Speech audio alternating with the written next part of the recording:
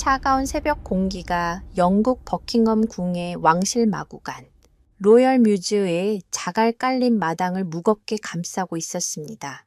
안개 자욱한 풍경 속, 갓 닦아 놓은 가죽 안장 냄새와 젖은 건초 더미의 냄새가 뒤섞여 팽팽한 긴장감을 더하고 있었죠. 이 유서 깊은 공간의 절대 권력자, 수석 마필 관리사 아서가 팔짱을 낀 채 서 있었습니다. 그의 강철 같은 회색 눈은 맞은편에 선 늙은 한국인 마부, 김 선생을 꿰뚫을 듯이 노려보고 있었습니다. 그리고 그들 사이에는 세상에서 가장 고귀한 혈통을 이어받은 흑마 스톰이 불안하게 서성이고 있었습니다. 하지만 스톰의 시선은 아서에게 향해 있지 않았습니다. 그의 크고 검은 눈동자는 두 명의 마구 간지기에게 목줄이 잡힌 채 필사적으로 버티고 있는 흰 진돗개 베코에게 고정되어 있었죠.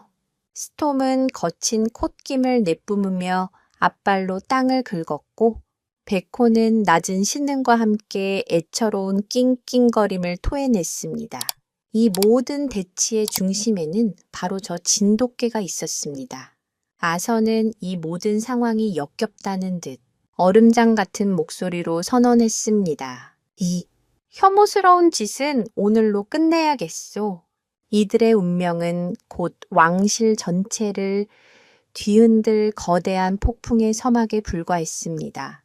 곧이어 터질 방역의 순간 모든 것을 건 정면 대결, 그리고 누구도 예상치 못한 경악스러운 반전이 기다리고 있었죠.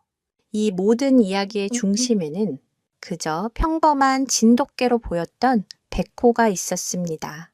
충성심이라는 단어로는 다 담을 수 없는 종을 뛰어넘는 위대한 사랑과 헌신의 힘을 보여준 존재. 베코는 단순한 개가 아니었습니다.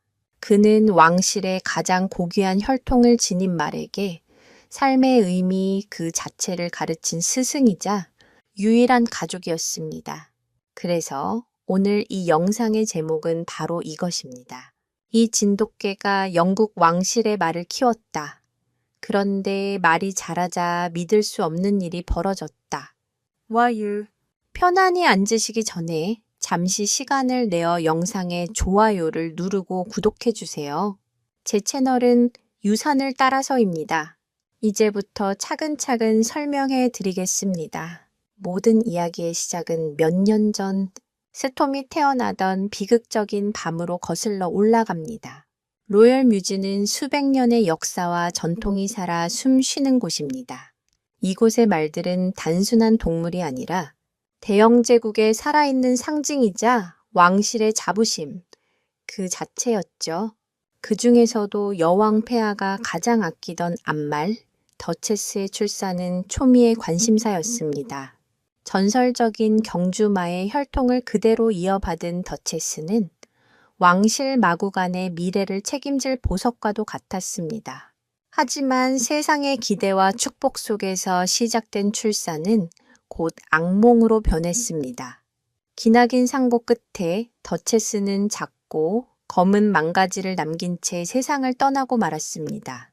왕실 마구간 전체가 깊은 슬픔과 절망에 빠졌습니다. 갓 태어난 망가지의 이름은 스톰으로 정해졌습니다.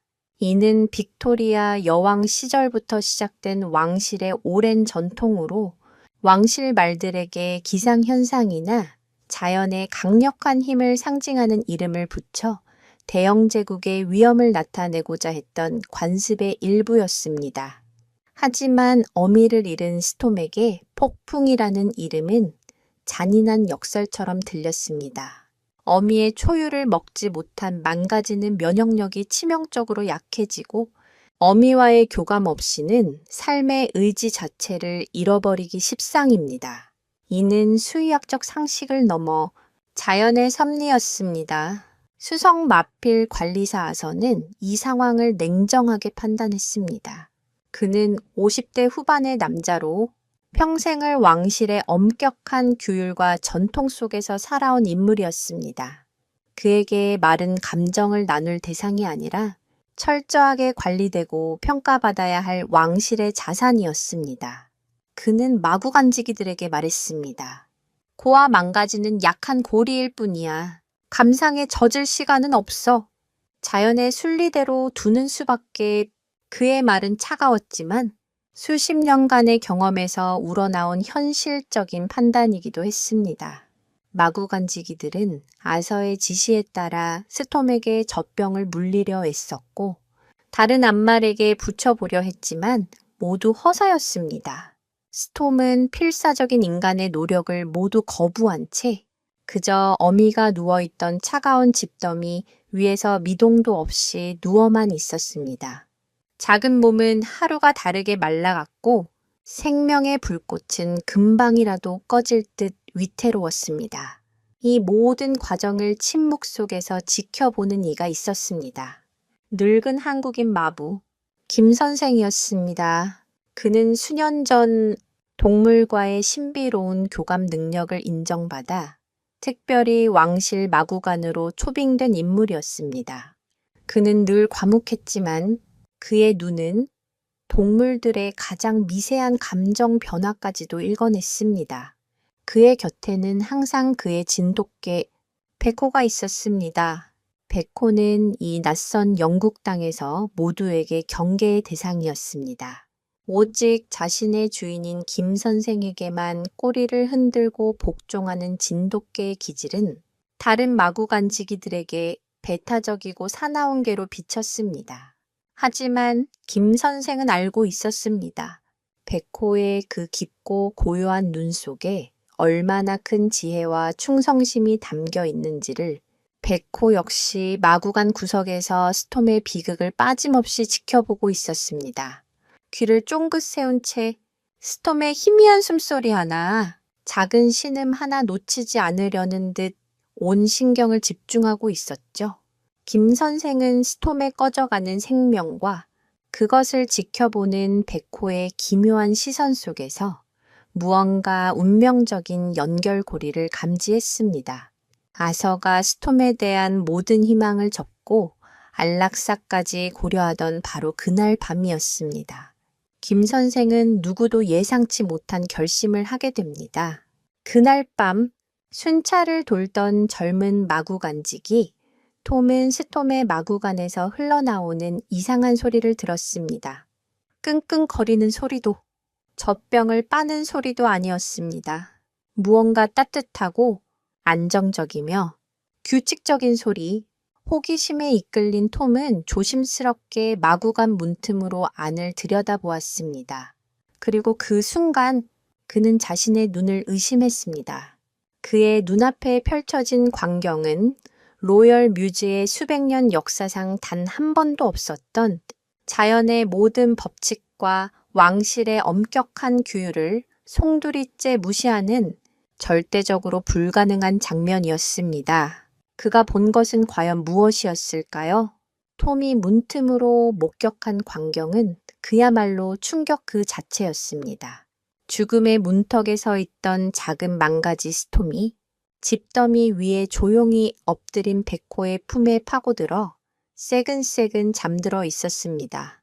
베코는 스톰을 자신의 새끼인 양 부드럽게 핥아주고 있었고 그 온기 속에서 스톰은 난생 처음으로 평온을 찾은 듯 보였습니다. 베코의 심장 박동 소리는 어미의 자장가처럼 스톰을 감싸고 있었고 스톰은 본능적으로 베코의 젖을 찾으려는 듯 작은 입을 꼬물거렸습니다. 톰은 숨을 죽였습니다. 사나운 경비견으로만 알았던 진돗개가 어미 잃은 망가지에게 젖을 물리고 있었습니다. 물론 베코에게서 젖이 나올 리 만무했지만 그 행위 자체가 주는 위안과 안정감은 스톰에 꺼져가던 생명력을 기적처럼 되살리고 있었습니다. 이 믿을 수 없는 소식은 다음 날 아침 마구간 전체를 발칵 뒤집어 놓았습니다. 마구간지기들은 경악과 호기심이 뒤섞인 눈으로 마구간을 엿보았고 김 선생은 그저 묵묵히 베코와 스톰을 지켜볼 뿐이었습니다. 가장 격분한 것은 당연히 아서였습니다. 그는 당장이라도 백호를 끌어내 마구간에서 쫓아내려 했습니다. 미쳤군. 이건 말도 안 되는 짓이야. 저 개가 망가지에게 무슨 병균을 옮길 줄 알고 당장 끌어내. 아서의 불호령에 마구간지기들이 움직이려 했지만 김 선생이 조용히 그 앞을 가로막았습니다. 나리를 존경하지만 이번만큼은 제 뜻을 따르셔야겠습니다.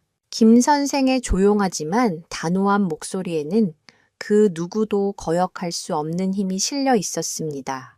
저 아이를 살릴 수 있는 건 이제 백호뿐입니다. 아서는 김 선생의 고집을 꺾을 수 없었습니다. 수의사들조차 포기한 스톰이 하룻밤 사이에 눈에 띄게 기력을 회복한 것은 부정할 수 없는 사실이었기 때문입니다. 수의사는 이 기이한 현상에 대해 과학적으로 설명할 수는 없지만 어미와의 유대감과 비슷한 심리적 안정감이 망가지의 생존 본능을 자극한 것으로 보인다는 조심스러운 소견을 내놓았습니다. 결국 아서는 마지못해 이 기묘한 동거를 허락했습니다. 단, 철저한 위생관리와 정기적인 건강검진을 조건으로 내걸었죠. 그는 이 모든 것이 일시적인 변덕일 뿐, 곧 자연의 섭리대로 모든 것이 제자리를 찾을 것이라 믿었습니다. 개가 말을 키운다는 것은 그의 상식과 경험으로는 도저히 받아들일 수 없는 이단적인 행위였습니다. 그날 이후 백호는 스톰의 완벽한 어미가 되었습니다. 백호는 24시간 내내 스톰의 곁을 지켰습니다. 마구간지기들이 젖병을 가져오면 백호는 먼저 냄새를 맡고 젖의 온도를 확인하는 듯한 행동을 보인 후에야 스톰에게 허락했습니다.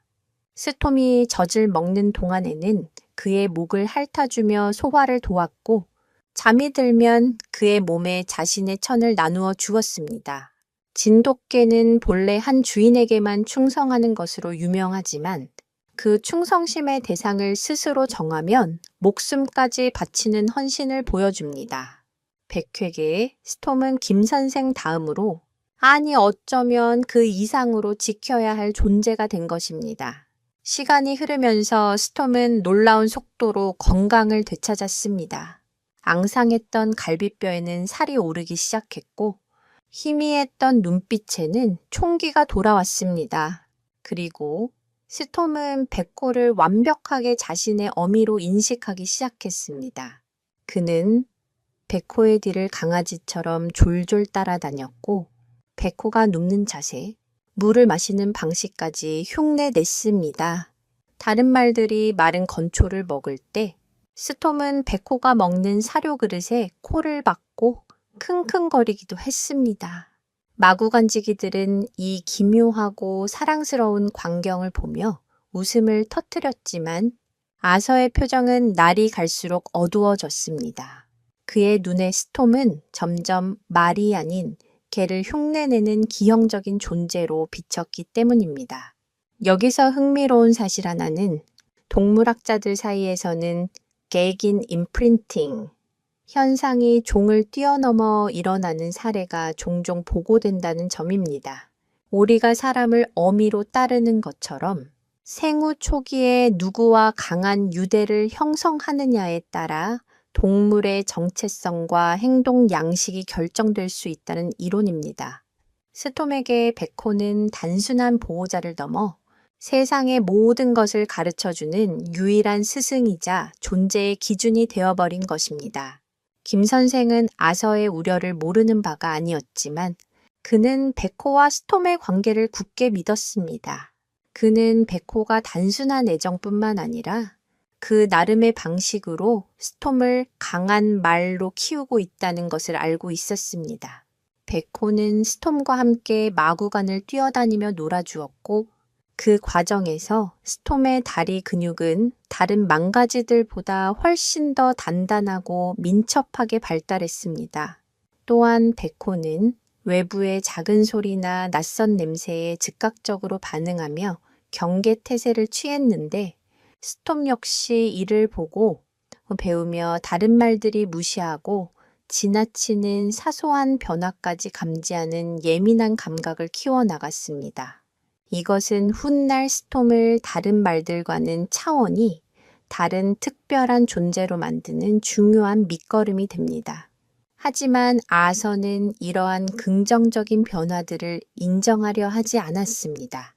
그의 눈에는 그저 개의 습성을 가진 말이라는 결함만이 보일 뿐이었습니다. 그는 전통적인 훈련 방식만이 말을 올바르게 성장시키는 유일한 길이라고 믿었습니다. 그는 김 선생에게 경고했습니다. 언제까지 저렇게 둘 수는 없소. 망가지는 이제 다른 말들과 어울리며 사회성을 배워야 할 때요. 저 개는 스톰의 성장에 방해가 될 뿐이요. 아서의 목소리에는 더 이상의 타협은 없다는 단호함이 서려 있었습니다. 그는 이미 베코와 스톰을 떼어놓을 계획을 세우고 있었습니다. 스톰의 의지와는 상관없이 오직 왕실의 기준에 맞는 완벽한 말을 만들어내기 위해서 말이죠. 그의 차가운 시선은 이제 막 세상의 발을 딛고 서로에게 유일한 의지가 되어주는 두 생명에게 피할 수 없는 시련을 예고하고 있었습니다. 과연 아서는 어떤 계획을 실행하게 될까요? 그리고 그 계획은 어떤 끔찍한 결과를 불러오게 될까요? 아서의 차가운 결심은 곧 행동으로 옮겨졌습니다. 그는 베코와 스톰의 유대가 더 깊어지기 전에 그리고 스톰의 비정상적인 행동이 완전히 굳어지기 전에 관계를 끊어내야 한다고 판단했습니다. 그는 이것을 교정이라 불렀습니다. 아서는 김 선생이 자리를 비운 어느 날 오후 마구간지기 2명을 대동하고 스톰의 마구간으로 향했습니다. 그의 계획은 간단했습니다. 베코를 마구간에서 멀리 떨어진 캔넬에 격리시키고 스톰을 비슷한 또래의 다른 망가지들이 있는 방목장으로 강제로 옮기는 것이었습니다. 그는 스톰이 다른 말들과 어울리다 보면 자연스럽게 개의 습성을 잊고 정상적인 말의 사회성을 배우게 될 것이라 확신했습니다.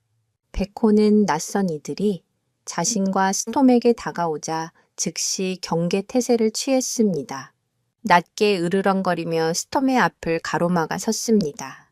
마치 거대한 곰 앞에서도 새끼를 지키려는 어미 늑대처럼 베코의 작은 몸에서는 감히 범접할 수 없는 기백이 뿜어져 나왔습니다. 하지만 마구간지기들은 능숙하게 올가미를 던져 베코의 목을 채는 데 성공했습니다. 베코는 필사적으로 저항했습니다. 발버둥치고 짖고 심지어는 올가미를 물어뜯으려 했지만 성인 남성 2명의 힘을 당해낼 수는 없었습니다. 베코가 질질 끌려나가는 동안 그의 눈은 오직 겁에 질려 떨고 있는 스톰에게 고정되어 있었습니다. 그 눈빛은 괜찮다. 내가 꼭 돌아올게. 라고 말하는 듯 했습니다. 어미 베코가 끌려나가는 끔찍한 광경을 목격한 스톰은 공황 상태에 빠졌습니다. 그는 미친 듯이 울부짖으며 마구간 벽에 몸을 부딪혔습니다. 평생 느껴보지 못했던 극심한 공포와 분리불안이 작은 망가지를 집어삼켰습니다. 아서는 스톰의 격렬한 저항에 아랑곳하지 않고 그를 다른 망가지들이 있는 방목장으로 몰아넣었습니다.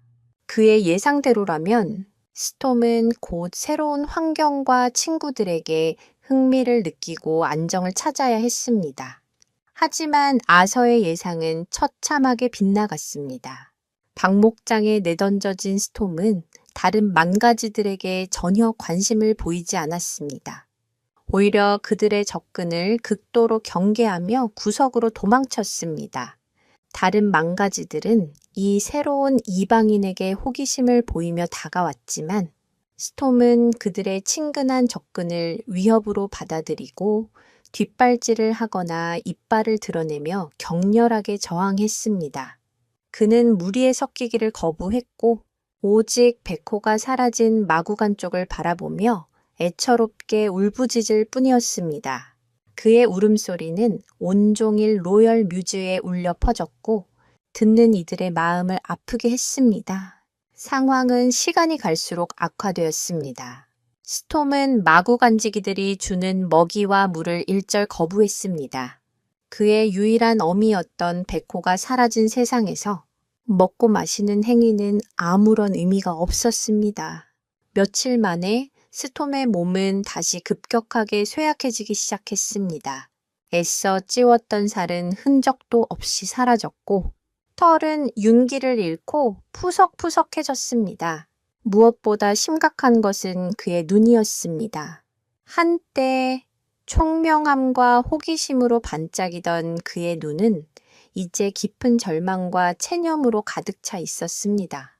그는 마치 살아있는 시체처럼 박목장 구석에 미동도 없이 서서 죽음의 그림자가 자신을 덮치기만을 기다리는 듯 했습니다. 마구간으로 돌아온 김 선생은 이 모든 상황을 보고 망견자실했습니다. 그는 아서에게 달려가 분노를 터뜨렸습니다. 대체 무슨 짓을 한 겁니까? 당신은 생명을 살린 게 아니라 죽이고 있는 거요. 하지만 아서는 여전히 자신의 신념을 굽히지 않았습니다. 이건 필요한 과정이야. 약한 개체는 도태되는 법이지. 저 망가지가 진정한 왕실의 말이라면 이겨낼 것이고 그렇지 않다면 그저 거기까지인 운명일 뿐이요. 그의 완고함 앞에서 김 선생의 외침은 공허한 메아리가 될 뿐이었습니다. 스톰의 상태가 위독하다는 소식은 결국 왕실 수의사 팀에게까지 보고되었습니다. 긴급 호출을 받고 달려온 수의사들은 스톰을 진찰한 뒤 고개를 저었습니다. 탈수 증세와 영양실조가 극심했고 무엇보다 삶에 대한 의지 자체가 완전히 사라진 상태였습니다.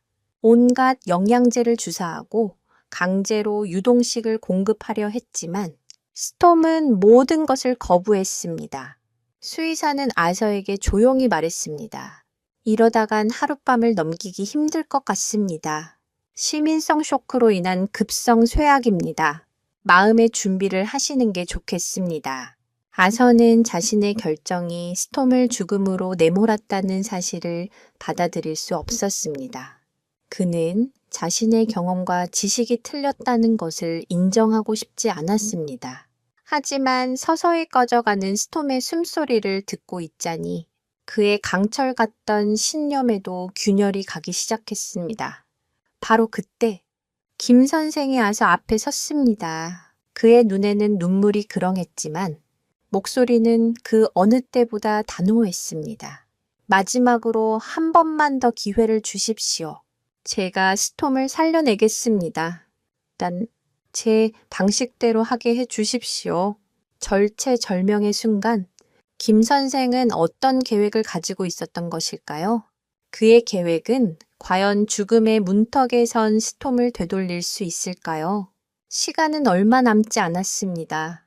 김 선생의 비장한 제안에 아서는 차마 거절할 수 없었습니다. 자신의 오만과 독선이 귀한 혈통의 말을 죽음으로 내몰았다는 비난을 감당할 자신이 없었기 때문입니다. 그는 마지못해 고개를 끄덕였고 김 선생은 한시도 지체하지 않고 곧장 베코가 갇혀있는 캔넬로 달려갔습니다. 며칠 동안 제대로 먹지도 못한 채 주인의 행방과 스톰의 안위만을 걱정하며 낑낑대던 베코는 김 선생의 모습을 보자마자 미친 듯이 짖으며 꼬리를 쳤습니다. 그 모습은 마치 왜 이제 왔냐고, 스톰은 무사하냐고 절규하는 것 같았습니다. 김 선생은 베코의 목줄을 풀어주자마자 스톰이 있는 박목장으로 향했습니다. 베코는 마치 총알처럼 튀어나갔습니다. 그의 후각은 이미 멀리서부터 스톰의 희미한 채취와 함께 죽음의 냄새를 맡고 있었을지도 모릅니다.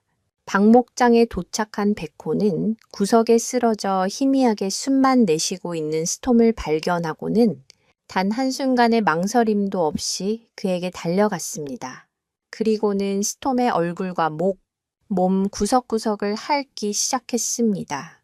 그 핥음에는 안도감과 미안함, 그리고 애타는 그리움이 모두 담겨 있었습니다. 놀라운 일이 벌어진 것은 바로 그때였습니다.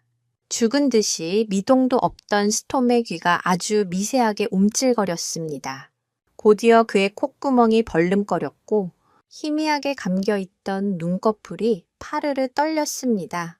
스톰은 자신을 감싸는 익숙한 청아 냄새, 그리고 거칠지만 따뜻한 혀의 감촉을 통해 자신의 어미가 돌아왔음을 인지한 것입니다. 그는 마지막 남은 모든 힘을 쥐어짜 고개를 들어 올렸고 베코의 얼굴에 자신의 뺨을 비볐습니다. 그 작은 몸짓은 보고 싶었어 라고 말하는 분명한 응답이었습니다. 이 광경을 지켜보던 마구간지기들과 수의사 그리고 아선은 할 말을 잃었습니다. 그 어떤 현대의학 기술과 전문적인 지식으로도 되살리지 못했던 생명의 불꽃이 진돗개 한 마리의 진심 어린 사랑 앞에서 다시 타오르기 시작한 것입니다. 김 선생은 재빨리 따뜻한 우유가 담긴 젖병을 가져와 백회에게 건넸습니다. 베코는 젖병을 물고 스톰의 입가로 가져갔고 스톰은 거짓말처럼 젖병을 빨기 시작했습니다. 며칠 만에 처음으로 넘기는 생명의 젖줄이었습니다. 그 모습을 본 김 선생의 눈가에서는 뜨거운 눈물이 흘러내렸습니다. 그날 이후 베코와 스톰은 다시는 떨어지지 않았습니다. 아선은 더 이상 그들의 관계에 대해 그 어떤 이의도 제기하지 못했습니다. 그는 자신의 눈앞에서 펼쳐진 기적을 통해 자신이 평생 지켜온 전통과 규칙보다 더 위대한 힘이 존재한다는 것을 뼈저리게 깨달았기 때문입니다. 그는 종종 멀리서 베코와 스톰이 함께 있는 모습을 지켜보곤 했습니다.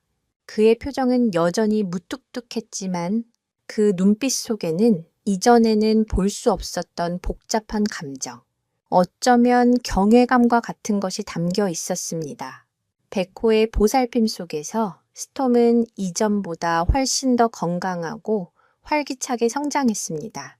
하지만 아서의 초기 우려가 완전히 틀린 것은 아니었습니다. 백획에서 세상의 모든 것을 배운 스톰은 다른 말들과는 확연히 다른 독특한 행동 양식을 보였습니다. 그는 다른 말들처럼 단순히 풀을 뜯거나 우두커니 서 있는 것을 지루해 했습니다. 대신 베코와 함께 마당을 뛰어다니며 술래잡기를 하거나 베코가 던져주는 나뭇가지를 물어오는 등 개와 같은 놀이를 즐겼습니다. 그의 지능은 비상하게 발달했습니다. 그는 마구간 문고리를 코로 돌려 여는 법을 스스로 터득했고 김 선생이 베코를 부르는 휘파람 소리를 구분하여 자신이 먼저 달려오기도 했습니다. 베코는 스톰에게 생존 기술뿐만 아니라 자신만의 독특한 교육을 시켰습니다. 그는 스톰에게 위험을 감지하는 법을 가르쳤습니다. 예를 들어 멀리서 낯선 차량 소리가 들리거나 평소와 다른 냄새가 나면 베코는 즉시 짖으며 경계태세를 취했습니다. 스톰은 이 신호를 학습하여 위험 상황에서는 즉시 베코의 뒤나 김 선생의 곁으로 몸을 피하는 법을 배웠습니다. 이것은 일반적인 말들의 본능적인 도피 반응과는 다른 훨씬 더 능동적이고 지능적인 위험 대처 능력이었습니다. 이런 독특한 교육 방식은 스톰을 매우 영리하게 만들었지만 동시에 예측 불가능하고 잠재적으로 위험한 존재로 만들고 있었습니다. 한 번은 이런 일도 있었습니다. 왕실의 정원사가 정원에 새로운 품종의 장미를 심었는데 이 장미에는 말에게 치명적인 독성이 있었습니다. 마구간의 그 누구도 이 사실을 알지 못했습니다. 방목 시간에 스톰이 호기심에 이끌려 그 장미 잎을 먹으려는 순간 베코가 미친 듯이 짖으며 스톰의 앞을 가로막고 그의 다리를 가볍게 물어뜯으며 제지했습니다. 진돗개의 뛰어난 후각이 식물에 포함된 미세한 독성 물질을 감지해낸 것이었습니다. 나중에 이 사실을 알게 된 마구간 사람들은 모두 가슴을 쓸어내렸습니다. 백호가 아니었다면 왕실은 귀한 말을 잃을 뻔했던 것입니다. 이 사건은 백호가 단순한 어미 대행이 아니라 스톰의 생명을 지키는 수호자라는 사실을 모두에게 각인시키는 계기가 되었습니다. 하지만 스톰의 이런 개 같은 행동들은 왕실의 엄격한 기준에서는 여전히 문제의 소지가 다분했습니다. 왕실의 말은 우아하고 순종적이며 예측 가능해야 했습니다. 하지만 스톰은 활기 넘치고 똑똑하며 때로는 제멋대로였습니다. 그는 기수가 고삐를 당겨도 백호가 반대 방향으로 달려가면 기수의 명령을 무시하고 백호를 따라가 버리기 일쑤였습니다. 아서는 스톰의 비범한 능력과 잠재력을 인정하면서도 그의 통제에 불가능한 면모에 대한 불안감을 떨칠 수 없었습니다. 그는 생각했습니다. 저 아이는 언젠가 큰 사고를 칠 것이다. 백호와 함께 있는 한 그는 영원히 길들여지지 않는 야생마로 남을 것이다. 야, 이 불안한 평화는 언제까지 계속될 수 있을까요? 그리고 아서의 불길한 예감은 과연 현실이 될까요? 스톰은 무럭무럭 자라나 이제는 그 누구도 무시할 수 없는 위풍당당한 흑마로 성장했습니다. 칠흑같이 검고 윤기 나는 털, 길고 풍성한 갈기, 그리고 강인한 근육으로 다져진 몸은 전설적인 혈통의 위용을 그대로 보여주었습니다. 하지만 그의 눈빛만은 여전히 망가지 시절처럼 순수하고 장난기가 가득했습니다. 그리고 그 눈빛은 항상 단 한 존재, 바로 백호를 향해 있었습니다. 둘의 유대는 세월이 흐를수록 더욱 깊고 단단해졌습니다. 스톰은 이제 거대한 몸집으로 백호에게 장난을 쳤고 백호는 그런 스톰의 다리 사이를 요리조리 피하며 노련하게 그를 상대했습니다. 그 모습은 마치 종을 초월한 형제 혹은 아버지와 아들처럼 보였습니다. 백호만의 특별한 교육은 계속되었습니다. 그는 스톰에게 단순한 생존 기술을 넘어 세상을 이해하는 방식을 가르쳤습니다. 다른 말들이 마구간 안에서 무료하게 시간을 보낼 때 백호는 스톰을 데리고 마구간 주변의 숲과 언덕을 탐험했습니다. 그는 스톰에게 어떤 풀이 먹을 수 있는 것이고 어떤 버섯에 독이 있는지 냄새로 구분하는 법을 가르쳤습니다. 또한 땅에 남은 다른 동물들의 발자국을 보여주며 냄새를 맡게 했고 그들의 흔적을 추적하는 법도 알려주었습니다. 스톰은 놀라운 속도로 이 모든 것을 흡수했습니다. 그의 감각은 다른 말들과는 비교할 수 없을 정도로 예민해졌습니다. 그는 바람의 미세한 변화를 통해 날씨를 예측했고 땅의 작은 진동만으로도 멀리서 다가오는 마차를 감지할 수 있었습니다. 김 선생은 이 모든 과정을 조용히 지켜보며 백호가 스톰에게 야생의 지혜를 가르치고 있음을 깨달았습니다. 온실 속 화초처럼 자라는 다른 왕실의 말들과는 달리 스톰은 스스로 생각하고 판단하며 문제를 해결하는 능력을 키워나가고 있었습니다. 이것은 전통적인 마술마, 슈 훈련으로는 결코 가르칠 수 없는 영역이었습니다. 한 번은 스톰이 방목장에서 놀다가 발굽이 울타리 틈새에 끼는 사고가 있었습니다. 보통의 말이라면 고통과 공포 속에서 발버둥 치다가 더 큰 부상을 입기 마련입니다. 하지만 스톰은 달랐습니다. 그는 잠시 상황을 파악하려는 듯 움직임을 멈추고 이내 백호를 향해 다급한 울음소리를 냈습니다. 신호를 알아차린 백호는 즉시 김 선생에게 달려가 그의 바지가랑이를 물고 현장으로 이끌었습니다. 트샷은 잔체득히다 사고르르시. 덕분에 스톰은 큰 부상 없이 무사히 구조될 수 있었습니다. 이러한 스톰의 비범함은 마구간지기들 사이에서 점차 경외의 대상이 되었습니다. 그들은 스톰을 영혼을 가진 말이라고 부르며 수군거렸습니다.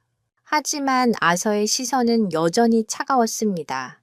그는 스톰의 영리함이 결국 왕실의 통제를 벗어나는 위험한 야성이라고 판단했습니다. 아서는 스톰에게 본격적인 승마 훈련을 시작해야 할 때라고 결정했습니다. 그는 왕실 최고의 조련사를 고용하여 스톰을 진정한 왕실의 말로 길들이고자 했습니다. 첫 번째 훈련 날, 조련사는 스톰의 등 위에 안장을 얹으려고 시도했습니다. 하지만 스톰은 자신의 몸에 낯선 물건이 닿는 것을 극도로 싫어했습니다. 그는 뒷발질을 하며 격렬하게 저항했고 조련사는 몇 번이고 땅바닥에 나뒹굴어야 했습니다. 곁에서 이 모습을 지켜보던 베코는 스톰이 위협받고 있다고 판단했는지 조련사를 향해 사납게 짖으며 달려들 기세를 보였습니다. 김 선생이 간신히 베코를 말렸지만 훈련은 더 이상 진행될 수 없었습니다. 조련사는 혀를 내두르며 말했습니다. 저 개가 곁에 있는 한 이 말은 절대 사람을 태우지 않을 겁니다. 말의 서열에서 자신이 저 개보다 아래라고 생각하는 것 같습니다. 저런 말은 처음 봅니다. 조련사의 말은 아서의 불안감을 확신으로 바꾸어 놓았습니다. 스톰의 세계에서 서열 1위는 베코였고 그 다음이 김 선생 그리고 다른 인간들은 모두 그 아래였습니다. 이런 서열 인식은 기수가 말을 완벽하게 통제해야 하는 승마의 기본 원칙에 정면으로 위배되는 것이었습니다. 아서는 이 문제를 해결할 방법은 오직 하나뿐이라고 생각했습니다. 바로 베코를 스톰의 눈앞에서 영원히 치워버리는 것. 하지만 지난번의 실패를 교훈 삼아 그는 이번에는 훨씬 더 교묘하고 신중한 계획을 세워야 했습니다. 한편 베코와 스톰의 기이한 이야기는 마구간의 담장을 넘어 궁궐 전체로 퍼져나가기 시작했습니다. 시종들과 하녀들 사이에서 개를 어미로 둔 왕실의 말에 대한 소문이 꼬리에 꼬리를 물고 이어졌습니다. 어떤 이들은 그것을 신비로운 길조로 여겼지만 어떤 이들은 왕실의 품위를 떨어뜨리는 불경한 일이라며 혀를 찼습니다. 여기서 한 가지 흥미로운 점은 영국 왕실 역사상 동물과 관련된 기이한 일화들이 종종 있었다는 사실입니다. 찰스 2세는 킹 찰스 스페니얼이라는 견종을 너무나 사랑한 나머지 의회에 개를 데리고 출입하는 것을 허용하는 법령을 만들었다는 이야기도 전해집니다. 하지만 진돗개가 왕실의 말을 키운다는 이야기는 그 어떤 역사적 일화와도 비교할 수 없는 파격적인 것이었습니다. 이 소문은 결국 왕실의 가장 높은 곳, 여왕의 귀에까지 들어가게 됩니다. 여왕은 평생을 말과 함께 살아온 에마가 아이마지아였고 특히 스톰의 어미였던 더체스를 무척이나 아꼈습니다. 그녀는 더체스가 남긴 유일한 자마인 스톰의 특별한 사연에 깊은 관심을 보였습니다. 하지만 여왕의 관심이 스톰과 베코에게 축복이 될지 아니면 더 큰 시련의 시작이 될지는 아무도 알 수 없었습니다. 궁중의 관심이 집중되면서 아서는 스톰을 정상적인 말로 만들어야 한다는 압박을 더욱 강하게 느끼기 시작했습니다. 그는 자신의 경력과 명예를 걸고 이 비정상적인 관계를 끝내야만 했습니다. 그의 눈빛은 이전보다 더욱 차갑고 단호해졌습니다. 보이지 않는 곳에서 스톰과 베코의 운명을 가를 거대한 음모가 조용히 시작되고 있었습니다. 궁중의 소문은 깃털처럼 가볍게 떠다니지만 그 무게는 바위처럼 무겁게 내려앉는 법입니다. 베코와 스톰의 이야기는 이제 로열 뮤즈를 넘어 버킹엄 궁의 화려한 복도를 떠도는 가장 흥미로운 가십이 되었습니다. 귀족 부인들은 티타임에 모여 속삭였고 근위병들은 교대 근무를 서며 그들의 기이한 우정에 대해 농담을 주고받았습니다. 이 소문은 마침내 여왕의 최측근인 시종장의 귀에까지 들어갔고 그는 이 문제를 더 이상 방치할 수 없다고 판단했습니다. 왕실의 품위와 전통은 그 무엇과도 타협할 수 없는 가치였기 때문입니다. 시종장은 직접 로열 뮤즈를 방문했습니다. 그는 아서를 호출하여 그간의 모든 경과를 보고받았습니다. 아서는 기다렸다는 듯이 스톰의 비정상적인 행동과 훈련의 어려움, 그리고 이 모든 문제의 근원이 진돗개 백획에 있음을 상세하고 설득력 있게 설명했습니다. 그는 백호와 스톰의 유대가 왕실의 명성에 흠집을 낼 수 있는 잠재적 위협임을 강조하며 단호한 조치가 필요하다고 역설했습니다. 시종장은 아서의 보고를 듣고 깊은 우려를 표했습니다. 그는 김 선생과 백호, 스톰을 직접 보기 위해 마구간으로 향했습니다. 그때 스톰과 백호는 마당에서 그들만의 놀이에 흠뻑 빠져 있었습니다. 거대한 흑마 스톰이 몸을 낮추고 앞발을 구르며 장난스럽게 위협하면 백호는 가볍게 점프하여 스톰의 목덜미를 핥고는 재빨리 달아났습니다. 그러면 스톰은 마치 거대한 강아지처럼 백호의 뒤를 쿵쾅거리며 따라갔습니다. 그 모습은 보는 이로 하여금 절로 미소를 짓게 할 만큼 순수하고 평화로웠습니다. 하지만 시종장의 눈에는 그 광경이 왕실의 위엄과는 어울리지 않는 천박하고 기괴한 노름으로 비쳤을 뿐입니다. 시종장은 김 선생에게 다가가 물었습니다. 저 말이 정령 왕실의 혈통을 이은 그 스톰이 맞는가? 김 선생은 예를 갖추어 답했습니다. 그렇습니다. 세상에서 가장 건강하고 영리한 말입니다. 시종장은 코웃음을 치며 말했습니다. 내 눈에는 그저 개 흉내를 내는 어릿광대처럼 보이는군. 저 개를 당장 치우지 않으면 자네와 저 개 모두 무사하지 못할 걸세. 그의 목소리에는 서늘한 협박의 기운이 감돌았습니다.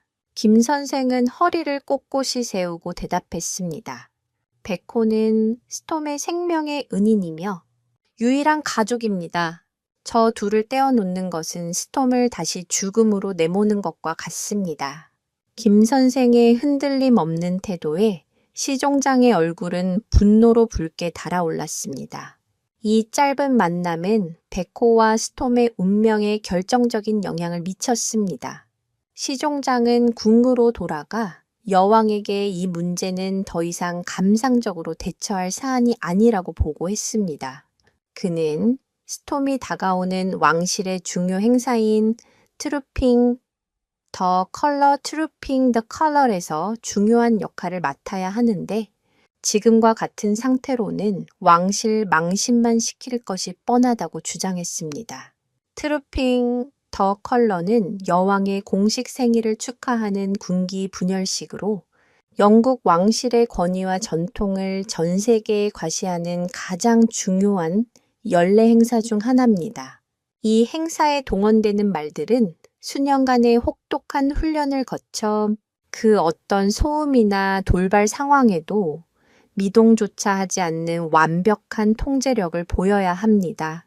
스톰처럼 개를 따라다니는 말은 상상조차 할 수 없는 일이었습니다. 결국 여왕은 고심 끝에 시종장의 의견을 받아들이기로 결정합니다. 그녀는 스톰을 아꼈지만 왕실의 전통과 명예는 그보다 더 중요했습니다. 여왕은 아서에게 필요한 모든 조치를 취하여 스톰을 행사에 참여할 수 있는 정상적인 말로 만들라는 엄명을 내렸습니다. 필요한 모든 조치라는 말은 사실상 백호를 제거하라는 의미와 같았습니다.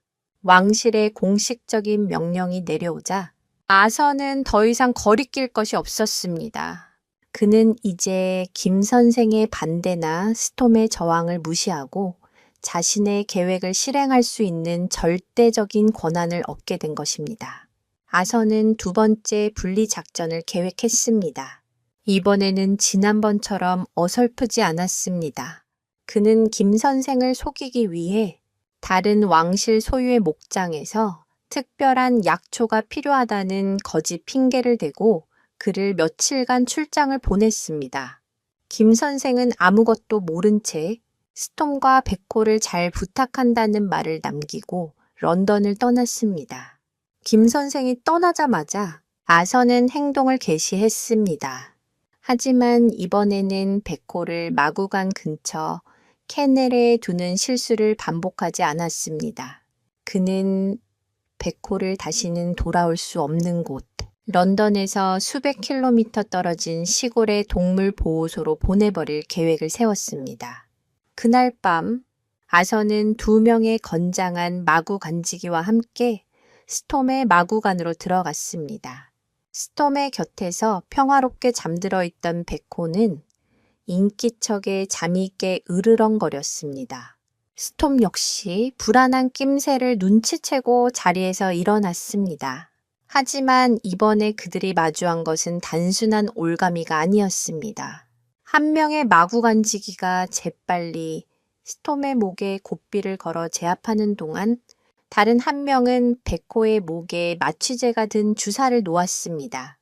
백호는 짧은 비명과 함께 힘없이 쓰러졌고 그의 의식은 순식간에 어둠 속으로 가라앉았습니다. 스톰은 자신의 눈앞에서 어미가 쓰러지는 모습을 보고 절규했습니다. 그는 미친 듯이 날뛰며 마구간을 부술듯이 저항했지만 단단히 고정된 고삐와 성인 남성의 힘을 이겨낼 수는 없었습니다. 그는 그저 축 늘어진 채 자루처럼 들려나가는 백호의 모습을 무력하게 지켜볼 수밖에 없었습니다. 아선은 스톰의 울부짖음을 뒤로 한 채 잠든 백호를 차가운 트럭 짐칸에 실었습니다. 그의 얼굴에는 일말의 죄책감도 없었습니다. 그는 왕실의 명령을 수행하고 마구간의 질서를 바로잡는 자신의 임무를 완수하고 있을 뿐이라고 굳게 믿었습니다. 트럭은 깊은 어둠을 뚫고 백호와 스톰의 인연을 영원히 끊어놓기 위해 머나먼 길을 떠났습니다. 과연 백호는 이대로 영영 사라지게 되는 것일까요? 그리고 홀로 남겨진 스톰의 운명은 어떻게 될까요? 트럭이 왕실 마구간을 떠나 어둠 속으로 완전히 사라졌을 때 스톰의 울부짖음은 처절한 비명으로 바뀌었습니다. 그 소리는 단순한 동물의 울음소리가 아니었습니다. 세상의 전부를 잃어버린 존재가 토해내는 영혼이 찢어지는 듯한 절규였습니다. 마구간의 다른 말들은 스톰의 고통스러운 소리에 불안해하며 덩달아 울기 시작했고 그날 밤 로열 뮤즈는 마치 지옥의 아수라장처럼 변했습니다. 아선은 스톰을 진정시키기 위해 강력한 진정제를 투여했지만 약물의 힘으로도 그의 깊은 슬픔과 분노를 잠재울 수는 없었습니다.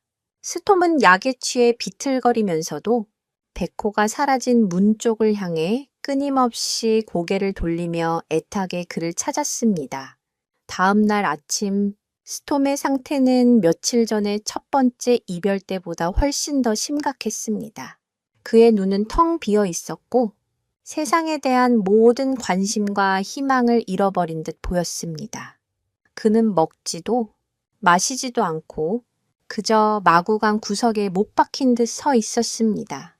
지난번에는 최소한 백호를 찾으며 울부짖는 행동이라도 보였지만 이제는 그럴 기력조차 없는 듯 모든 것을 포기한 상태였습니다. 그의 몸에서는 급격하게 생명력이 빠져나가고 있었습니다.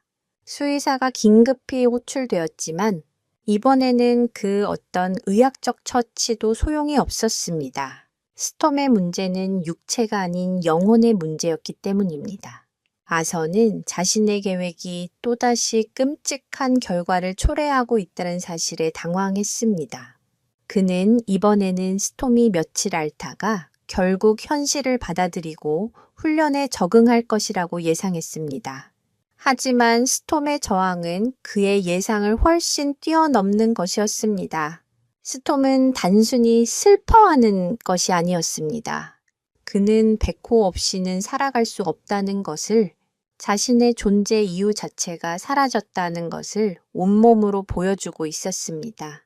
스톰의 상태는 급격히 악화되어 결국 스스로 서 있을 힘조차 잃고 집더미 위에 쓰러지고 말았습니다. 그의 호흡은 점점 가빠졌고 천은 급격히 떨어지기 시작했습니다. 수의사는 아서에게 최후 통첩을 했습니다. 쇼크 상태입니다. 이대로라면 오늘 밤을 넘기기 어렵습니다. 지금 당장 그 개를 데려오지 않으면 우리는 이 말을 잃게 될 겁니다. 이 소식은 시종장을 통해 여왕에게까지 보고되었습니다. 여왕은 자신의 결정이 아끼는 말을 죽음 직전까지 몰고 갔다는 사실에 큰 충격과 죄책감을 느꼈습니다. 그녀는 평생 동물을 사랑해왔지만 왕실의 전통이라는 거대한 명분 앞에서 한 생명의 고통을 외면했던 것입니다. 그녀는 즉시 자신의 명령을 철회하고 어떻게든 베코를 다시 찾아오라고 지시했습니다. 하지만 문제는 그렇게 간단하지 않았습니다. 아서는 베코를 어디로 보냈는지 정확히 밝히기를 꺼렸습니다. 자신의 실수를 인정하고 싶지 않았고 김 선생이 돌아왔을 때 후폭풍도 두려웠기 때문입니다. 그는 안전한 곳으로 보냈으니 곧 데려오겠다고 얼버무렸지만 시간은 스톰의 편이 아니었습니다. 스톰의 심장 박동은 점점 약해지고 있었고 수의사들은 이제 거의 포기 상태에 이르렀습니다. 이 절망적인 상황 속에서 며칠간의 출장을 마치고 런던으로 돌아온 김 선생이 마구간에 도착했습니다.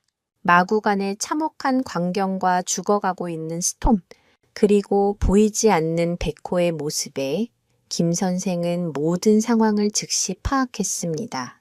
그는 아서의 멱살을 잡고 절규했습니다. 베코는 어디 있소? 내 베코 어디로 보냈소? 그의 평생 처음 보는 격렬한 분노 앞에 아서는 겁에 질려 뒷걸음질 쳤습니다. 진정하게, 김? 지금 찾으러 사람을 보냈으니? 하지만 김 선생은 그의 말을 들을 여유가 없었습니다. 그는 쓰러져 있는 스톰에게 달려가 그의 머리를 끌어안고 오열했습니다. 스톰, 정신 차려라. 베코는 꼭 돌아올 거야. 제발, 제발 버텨다오. 김 선생의 목소리에도 스톰은 거의 반응을 보이지 않았습니다. 그의 눈은 초점을 잃은 채 허공을 헤매고 있었습니다. 바로 그때 김 선생의 머릿속에 한 가지 생각이 스쳤습니다. 그는 품속에서 낡고해진 작은 주머니를 하나 꺼냈습니다. 그 주머니는 그가 영국에 올 때부터 단 한 번도 몸에서 떼어놓지 않았던 것이었습니다. 그 안에는 베코가 어렸을 때 빠진 유치와 그의 몸에서 나온 털 몇 가닥이 소중하게 보관되어 있었습니다. 이것은 한국의 오래된 풍습 중 하나로 사랑하는 이의 일부를 몸에 지니고 있으면 서로를 지켜준다는 믿음에서 비롯된 것이었습니다. 일종의 부적과도 같은 것이었죠. 김 선생은 떨리는 손으로 주머니를 열어 베코의 털을 스톰의 코앞에 가져다 댔습니다. 희미하게 남아있는 베코의 채취, 그 냄새가 스톰의 코 속으로 들어가는 순간 기적이 일어났습니다. 스톰의 몸이 크게 한번 경련을 일으키더니 감겨있던 그의 눈에서 눈물 한 방울이 주르륵 흘러내렸습니다. 그리고 그는 아주 희미하지만 분명하게 하이힝 하는 소리를 냈습니다. 그것은 베코를 부르는 그의 마지막 힘을 다한 외침이었습니다. 그 소리를 들은 김 선생은 확신했습니다. 스톰은 아직 포기하지 않았다고. 그리고 베코를 찾을 수 있는 유일한 희망 또한 바로 이 냄새에 있다는 것을 김 선생은 자리에서 벌떡 일어났습니다. 그의 눈은 결연한 의지로 불타고 있었습니다. 그는 아서를 노려보며 말했습니다. 당신이 찾지 못한다면 내가 찾겠소. 내 모든 것을 걸고서라도. 김 선생은 과연 어떻게 수백 킬로미터나 떨어진 곳으로 사라진 베코를 찾아낼 수 있을까요? 새톰에게 남은 시간은 이제 정말 얼마 남지 않았습니다. 김 선생의 눈빛은 더 이상 평범한 늙은 마부의 것이 아니었습니다.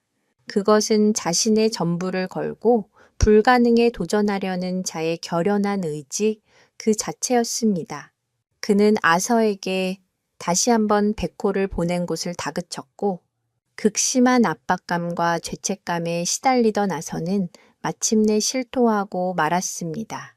스코틀랜드 국경 근처에 이름 없는 시골 보호소요. 정확한 위치는 나도 모르오.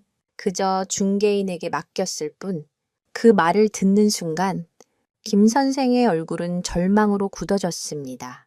스코틀랜드 국경이라면 이곳 런던에서 꼬박 하루를 달려도 도착하기 힘든 거리, 그 넓은 땅에서 이름도 모르는 보호소를 찾는다는 것은 사막에서 바늘 찾기와 같았습니다. 시간이 없었습니다. 스톰의 생명은 이제 시간 단위가 아닌 분 단위로 꺼져가고 있었습니다. 그때 김 선생의 머릿속에 번개처럼 한 가지 생각이 스쳤습니다. 바로 백호의 귀소 본능이었습니다. 진돗개는 수백 킬로미터 떨어진 곳에서도 주인이 있는 집을 찾아 돌아오는 놀라운 귀소 본능으로 유명합니다. 하지만 그것은 어디까지나 개 스스로의 의지가 있을 때 가능한 일. 지금 백호는 낯선 곳에 갇혀 있을 것이 분명했습니다. 김 선생은 다른 방법을 찾아야 했습니다. 그는 문득 오래전 한국에서 백호를 처음 만났던 날을 떠올렸습니다. 그리고 백호의 원래 주인이었던 그의 오랜 친구가 세상을 떠나며 자신에게 했던 마지막 부탁을 기억해냈습니다. 김 선생의 과거는 순탄치 않았습니다. 그는 한국 최고의 말 조련사였지만 불의의 사고로 아내와 딸을 잃고 모든 것을 포기한 채 세상을 등지고 살았습니다. 그런 그에게 다시 살아갈 용기를 준 것이 바로 그의 친구와 그 친구가 남긴 어린 진돗가의 백호였습니다. 친구는 숨을 거두기 전 김 선생의 손을 잡고 이렇게 말했습니다. 이 아이의 이름은 백호다. 보통 개가 아니야. 영물이지. 자네가 언젠가 길을 잃고 헤맬 때 이 아이가 자네의 길을 밝혀줄 걸세. 그러니 자네 목숨처럼 아껴주게. 이건 내 마지막 부탁일세. 그 약속 때문에 김 선생은 백호를 단순한 개가 아닌 자신의 삶을 구원해준 동반자이자 죽은 친구의 분신처럼 여겨왔던 것입니다. 그리고 지금 그는 그 영물이라는 말의 의미를 시험해봐야 했습니다. 김 선생은 스톰의 곁에 꿇어앉아 그의 귀에 속삭였습니다. 스톰, 버텨야 한다. 내가 백호를 데려올 것이다. 반드시. 그는 스톰의 갈기에서 몇 가닥의 털을 조심스럽게 뽑았습니다. 그리고는 아까 꺼냈던 자신의 부적 주머니에 스톰의 털을 백호의 털과 함께 넣었습니다. 두 생명의 흔적을 하나로 합친 것입니다. 그는 왕실에 요청하여 가장 빠른 헬리콥터를 준비시켰습니다.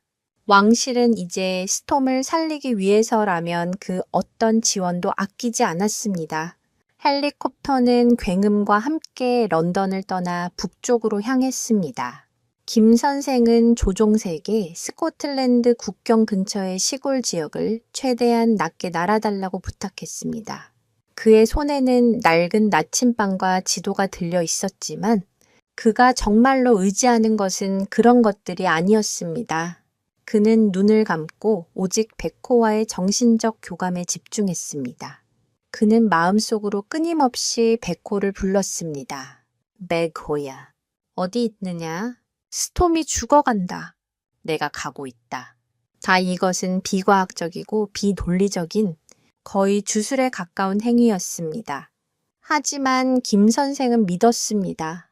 자신과 백호 사이에는 인간의 이성으로는 설명할 수 없는 깊은 끈이 연결되어 있다고. 한편 수백 킬로미터 떨어진 스코틀랜드의 어느 낡은 동물 보호소, 백호는 낯선 환경과 다른 개들의 짖는 소리에 극심한 스트레스를 받으며 좁은 철창 안에 갇혀 있었습니다.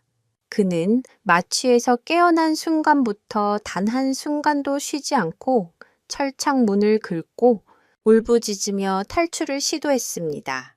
보호소 관리인은 저렇게 사나운 개는 처음 본다며 혀를 내둘렀습니다. 백호는 그들이 주는 음식과 물을 모두 거부했습니다. 그의 머릿속에는 오직 김 선생과 스톰에게 돌아가야 한다는 생각뿐이었습니다. 바로 그때 백호의 귀가 쫑긋 세워졌습니다. 아주 멀리서 희미하게 들려오는 헬리콥터 소리, 다른 개들은 그저 시끄러운 소음으로 여기고 더 크게 지저댔지만 백호는 달랐습니다. 그는 그 소음 속에서 무언가 다른 것을 느꼈습니다. 마치 바람을 타고 실려오는 듯한 아주 희미하지만 익숙한 주인의 채취, 그리고 그와 함께 스톰이 보내는 고통스러운 신호, 백호는 갑자기 미친 듯이 짖기 시작했습니다. 그의 짖는 소리는 이전의 불안한 울부짖음과는 차원이 달랐습니다. 그것은 자신의 위치를 알리는 필사적인 구조 신호였습니다. 하늘 위 헬리콥터 안에서 김 선생은 갑자기 눈을 번쩍 떴습니다. 저기다. 그는 창밖의 어느 한 지점을 가리켰습니다. 조종사는 의아해하며 물었습니다. 저 아래엔 아무것도 보이지 않습니다만, 아니, 틀림없어. 백호가 나를 부르고 있어. 최대한 가까이 내려가 주시오. 김 선생의 확신에 찬 목소리에 조종사는 마지못해 헬리콥터를 하강시키기 시작했습니다. 헬리콥터가 점점 고도를 낮추자 마침내 숲속에 숨겨진 낡은 건물의 모습이 드러났습니다. 동물보호소였습니다. 그리고 그곳의 수많은 개들 중에서 유독 한 마리의 흰 개가 하늘을 향해 미친 듯이 짖고 있었습니다. 바로 백호였습니다. 김 선생과 백호는 인간의 상식으로는 도저히 설명할 수 없는 방식으로 서로를 찾아낸 것입니다. 과연 그들은 제 시간에 스톰에게 돌아갈 수 있을까요? 헬리콥터가 보호소 마당에 착륙하자마자 김 선생은 쏜살같이 달려나갔습니다. 보호소 관리인은 갑작스러운 헬리콥터의 등장과 왕실 문양이 새겨진 옷을 입은 노인의 모습에 어안이 벙벙해져 서 있었습니다. 김 선생은 관리인의 제지도 무시한 채 곧장 백호가 갇힌 철창으로 달려갔습니다. 몇 시간 만의 재회였지만 그들에게는 몇 년보다 더 긴 시간이었습니다. 김 선생이 철창 문을 열자마자 백호는 그의 품에 뛰어들어 얼굴을 마구 핥으며 격한 반가움을 표현했습니다. 하지만 그 기쁨도 잠시 백호는 마치 스톰의 상태를 이미 알고 있다는 듯 안절부절 못하며 헬리콥터 쪽을 향해 낑낑거렸습니다. 돌아가야 한다는 것을 본능적으로 알고 있는 것입니다. 런던으로 돌아오는 헬리콥터 안에서 시간은 화살처럼 빠르게 흘렀습니다. 김 선생은 백호를 끌어안은 채 마음속으로 스톰에게 계속 말을 걸었습니다. 조금만 더 버텨다오. 백호가 간다. 우리가 가고 있다. 나는 백호 역시 창밖을 바라보며 낮은 신음소리를 냈습니다. 그들은 단순한 주인과 개가 아니라 하나의 목표를 위해 함께 싸우는 동지였습니다. 마침내 헬리콥터가 로열 뮤즈의 마당에 도착했을 때 그곳에는 모든 마구간지기들과 수의사 그리고 초조한 얼굴의 아서가 그들을 기다리고 있었습니다. 백호는 헬리콥터에서 내리자마자 한치의 망설임도 없이 스톰이 쓰러져 있는 마구간으로 달려갔습니다. 그가 마구간 안으로 들어서는 순간 죽음의 그림자가 짙게 드리워져 있던 공간의 공기가 미세하게 변하는 듯 했습니다. 백호는 의식을 잃은 채 가쁜 숨만 몰아쉬고 있는 스톰의 곁으로 다가가 그의 얼굴과 목을 핥기 시작했습니다. 지난번처럼 따뜻하고 부드러운 핥음이었습니다. 그리고 잠시 후 모두가 숨죽여 지켜보는 가운데 놀라운 변화가 일어나기 시작했습니다.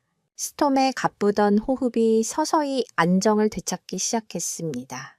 불규칙하게 뛰던 심장 박동도 점차 정상적인 리듬을 회복했습니다. 백호가 스톰의 귀에 코를 대고 킁킁거리자 스톰의 눈꺼풀이 기적처럼 파르르 떨렸습니다. 그는 천천히 눈을 떴습니다.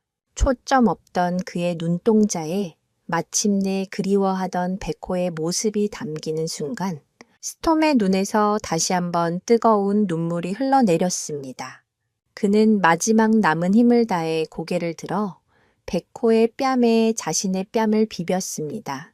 살아 돌아와줘서 고맙다는, 다시는 떠나지 말라는 무언의 약속이었습니다.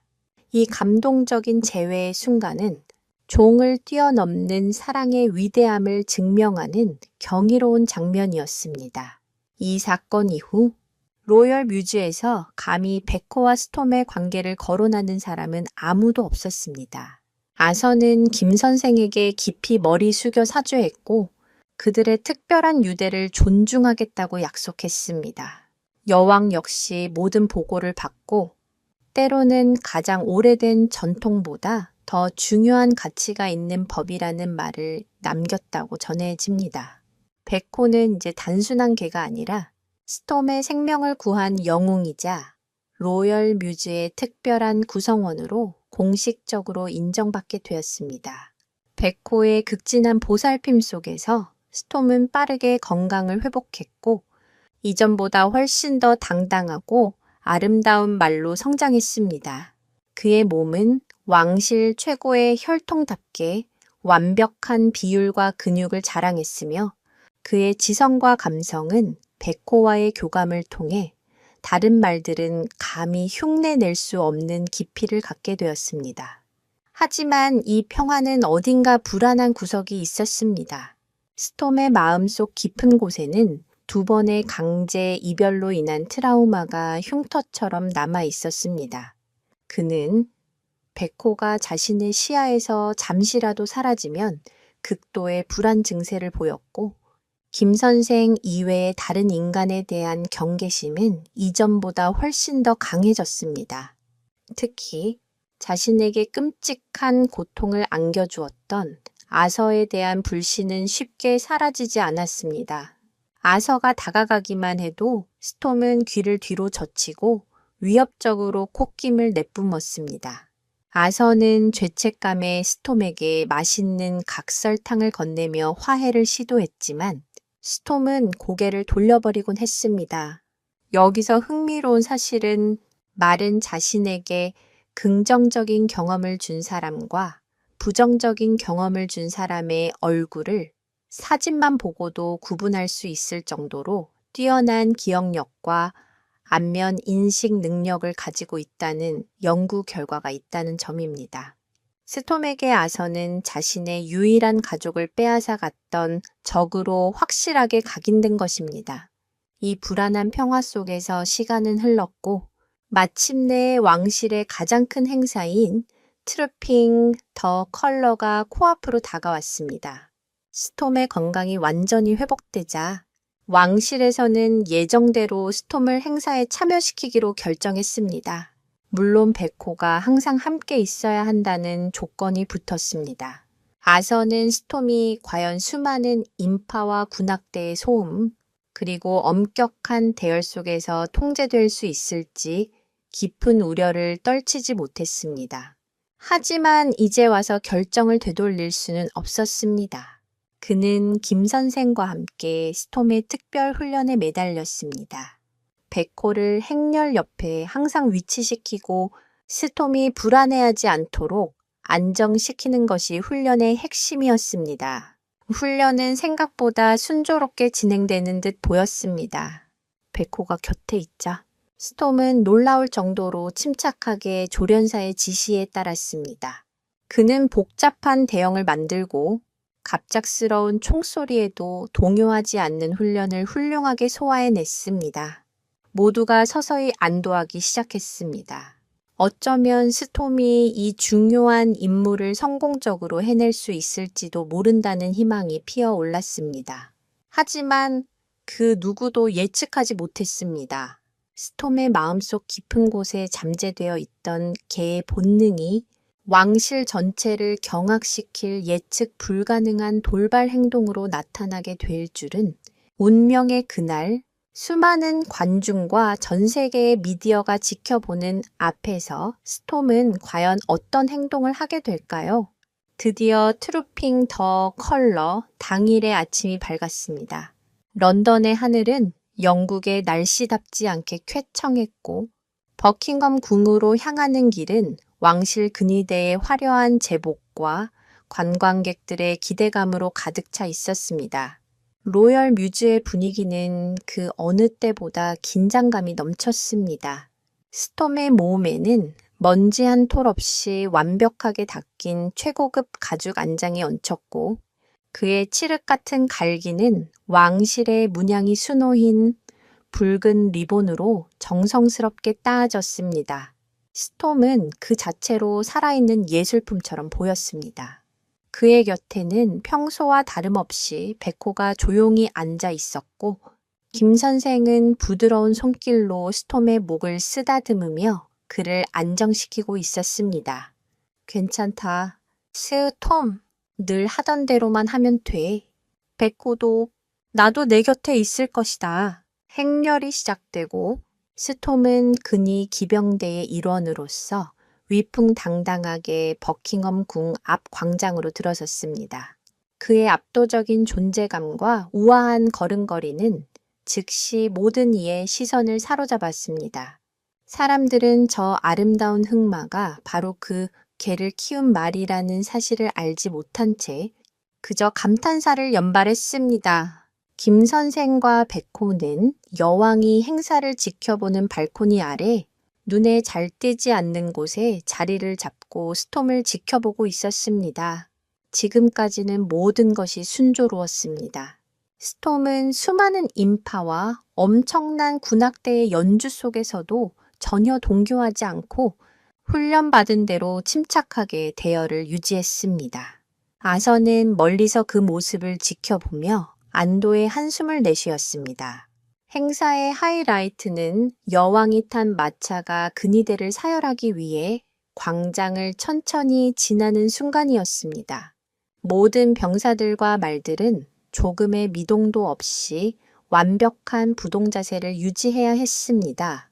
수백 명의 병사와 수십 필의 말이 일사불란하게 움직이는 모습은 행사의 가장 장엄한 장면 중 하나였습니다. 여왕의 마차가 스톰이 속한 대열 앞을 지나는 바로 그 순간이었습니다. 갑자기 관중석 한쪽에서 작은 소란이 일었습니다. 한 아이가 손에 들고 있던 붉은색 풍선을 놓쳤고 풍선이 바람을 타고 하늘로 날아오르다 펑 하는 소리와 함께 터져버린 것입니다. 그 소리는 웅장한 군악대 소리에 묻혀 대부분의 사람들은 인지하지도 못할 정도의 작은 소음이었습니다. 다른 말들은 수년간의 훈련 덕분에 미동조차 하지 않았습니다. 하지만 스톰은 달랐습니다. 백획에서 특별한 교육을 받은 그의 예민한 청각은 그 미세한 파열음을 놓치지 않았습니다. 그리고 그의 뇌는 그 소리를 위험신호 혹은 사냥감의 움직임과 같은 것으로 인식했습니다. 그 순간 스톰의 몸속에 잠재되어 있던 개의 본능이 폭발하고 말았습니다. 스톰은 갑자기 왕, 타하고 짖는 듯한 말의 울음소리와는 전혀 다른 기묘한 소리를 내뱉었습니다. 그리고는 대열을 이탈하여 풍선이 터진 쪽을 향해 달려나갈 듯한 자세를 취했습니다. 등에 타고 있던 기수는 당황하여 고삐를 잡아당겼지만 싸움은 막무가내였습니다. 그는 앞발을 들고 포효하며 제자리에서 빙글빙글 돌기 시작했습니다. 마치 무언가를 쫓으려는 사냥개처럼 그의 몸은 흥분으로 가득 차 있었습니다. 이 돌발적인 행동에 주변의 다른 말들이 동요하기 시작했고 완벽했던 대열은 순식간에 흐트러지기 시작했습니다. 이 모든 상황은 불과 몇 초 만에 일어났습니다. 광장에 모인 수만 명의 관중과 전 세계로 생중계되던 카메라가 이 충격적인 장면에 집중되었습니다. 왕실의 가장 중요한 행사에서 말이 통제를 잃고 날뛰는 모습은 전례 없는 대형 사고였습니다. 여왕의 얼굴은 굳어졌고 시종장은 사색이 되었습니다. 아선은 절망적인 표정으로 머리를 감싸 쥐었습니다. 그의 최악의 예상이 현실이 된 것입니다. 이 아수라장 속에서 상황을 수습할 수 있는 것은 단 한 존재뿐이었습니다. 김 선생은 백호를 향해 짧고 강하게 명령했습니다. 백호가 명령이 떨어지자마자 백호는 총알처럼 튀어나갔습니다. 그는 수많은 근위병들의 다리 사이를 헤치고 흥분하여 날뛰는 스톰을 향해 달려갔습니다. 스톰은 자신을 향해 달려오는 백호를 발견하고는 잠시 움직임을 멈췄습니다. 백호는 스톰의 앞에 서서 그를 진정시키려는 듯 낮게 짖었습니다. 그리고는 스톰의 앞다리를 툭툭 치며 마치 그만해, 이리 와라고 말하는 듯한 행동을 보였습니다. 백호의 등장에 스톰의 흥분은 눈에 띄게 가라앉기 시작했습니다. 그는 거친 숨을 몰아쉬며 백호의 지시에 따르려는 듯 고개를 숙였습니다. 하지만 바로 그 순간 예상치 못한 두 번째 사고가 터지고 말았습니다. 스톰의 돌발 행동에 놀란 옆의 말이 뒷걸음질 치다가 행사를 위해 설치된 거대한 조명탑의 지지 케이블을 건드린 것입니다. 끼익 하는 섬뜩한 금속성 소음과 함께 수백 킬로그램에 달하는 거대한 조명탑이 균형을 잃고 스톰과 백호가 있는 쪽으로 천천히 기울어지기 시작했습니다. 이 끔찍한 상황을 목격한 관중석에서는 비명이 터져 나왔습니다. 과연 스톰과 백호는 이 절체절명의 위기에서 벗어날 수 있을까요? 거대한 조명탑이 쓰러지는 광경은 마치 슬로우 모션처럼 보였습니다. 사람들의 비명, 놀란 말들의 울음소리, 근위병들의 다급한 외침이 뒤섞여 끔찍한 불협화음을 만들어냈습니다. 모두가 공포에 질려 얼어붙은 그 순간, 오직 아서만이 현실을 직시하고 있었습니다. 그는 이 모든 비극이 자신의 오만과 잘못된 판단에서 비롯되었음을 직감했습니다. 스톰을 억지로 행사에 참여시킨 결정, 그의 특별한 본능을 무시했던 과거의 행동들이 주마등처럼 스쳐 지나갔습니다. 하지만 후회하기엔 너무 늦었습니다. 조명탑은 이제 걷잡을 수 없는 속도로 스톰과 백호를 덮치고 있었습니다. 이 아비규환 속에서 김 선생은 절망적으로 소리쳤습니다. 백호야, 피해. 하지만 백호는 도망치지 않았습니다. 대신 그는 쓰러지는 조명탑과 스톰 사이를 미친 듯이 오가며 지저댔습니다. 그는 스톰에게 위험을 알리고 그를 안전한 곳으로 이끌려고 필사적으로 노력하고 있었습니다. 하지만 극도의 공포에 휩싸인 스톰은 그 자리에 얼어붙어 한 발짝도 움직이지 못했습니다. 두 번의 이별이 남긴 트라우마는 그에게서 위기 상황에 대처하는 본능적인 판단력마저 빼앗아간 것처럼 보였습니다. 조명탑이 땅에 부딪히기 직전 백호는 마지막 선택을 했습니다. 그는 자신의 몸을 날려 스톰의 앞다리를 강하게 물었습니다. 고통에 놀란 스톰이 반사적으로 뒷걸음질 치는 순간 쾅 하는 굉음과 함께 조명탑이 그들이 불과 몇 초 전까지 서 있던 자리를 덮쳤습니다. 먼지와 파편이 사방으로 튀었고 현장은 순식간에 아수라장으로 변했습니다. 스톰은 백호의 희생적인 행동 덕분에 기적적으로 큰 부상을 피할 수 있었습니다. 하지만 백호는 쓰러진 조명탑의 파편에 깔려 미동도 없이 쓰러져 있었습니다. 김 선생은 무너지는 가슴을 안고 백호에게 달려갔습니다. 그는 떨리는 손으로 조명탑의 잔해를 헤치고 백호를 끌어안았습니다. 백호의 하얀 털은 피와 흙먼지로 뒤덮여 있었고 그의 숨은 금방이라도 끊어질 듯 희미했습니다. 백호야, 정신 차려라. 제발. 김 선생의 눈에서 뜨거운 눈물이 쏟아졌습니다. 스톰 역시 자신의 생명의 은인이자 유일한 가족이 쓰러진 모습을 보고는 온몸을 부들부들 떨며 구슬프게 울부짖었습니다. 그 울음소리는 광장에 모인 모든 이들의 심장을 파고들었습니다. 왕실의 화려한 행사는 한순간에 끔찍한 비극의 현장으로 변해버렸습니다.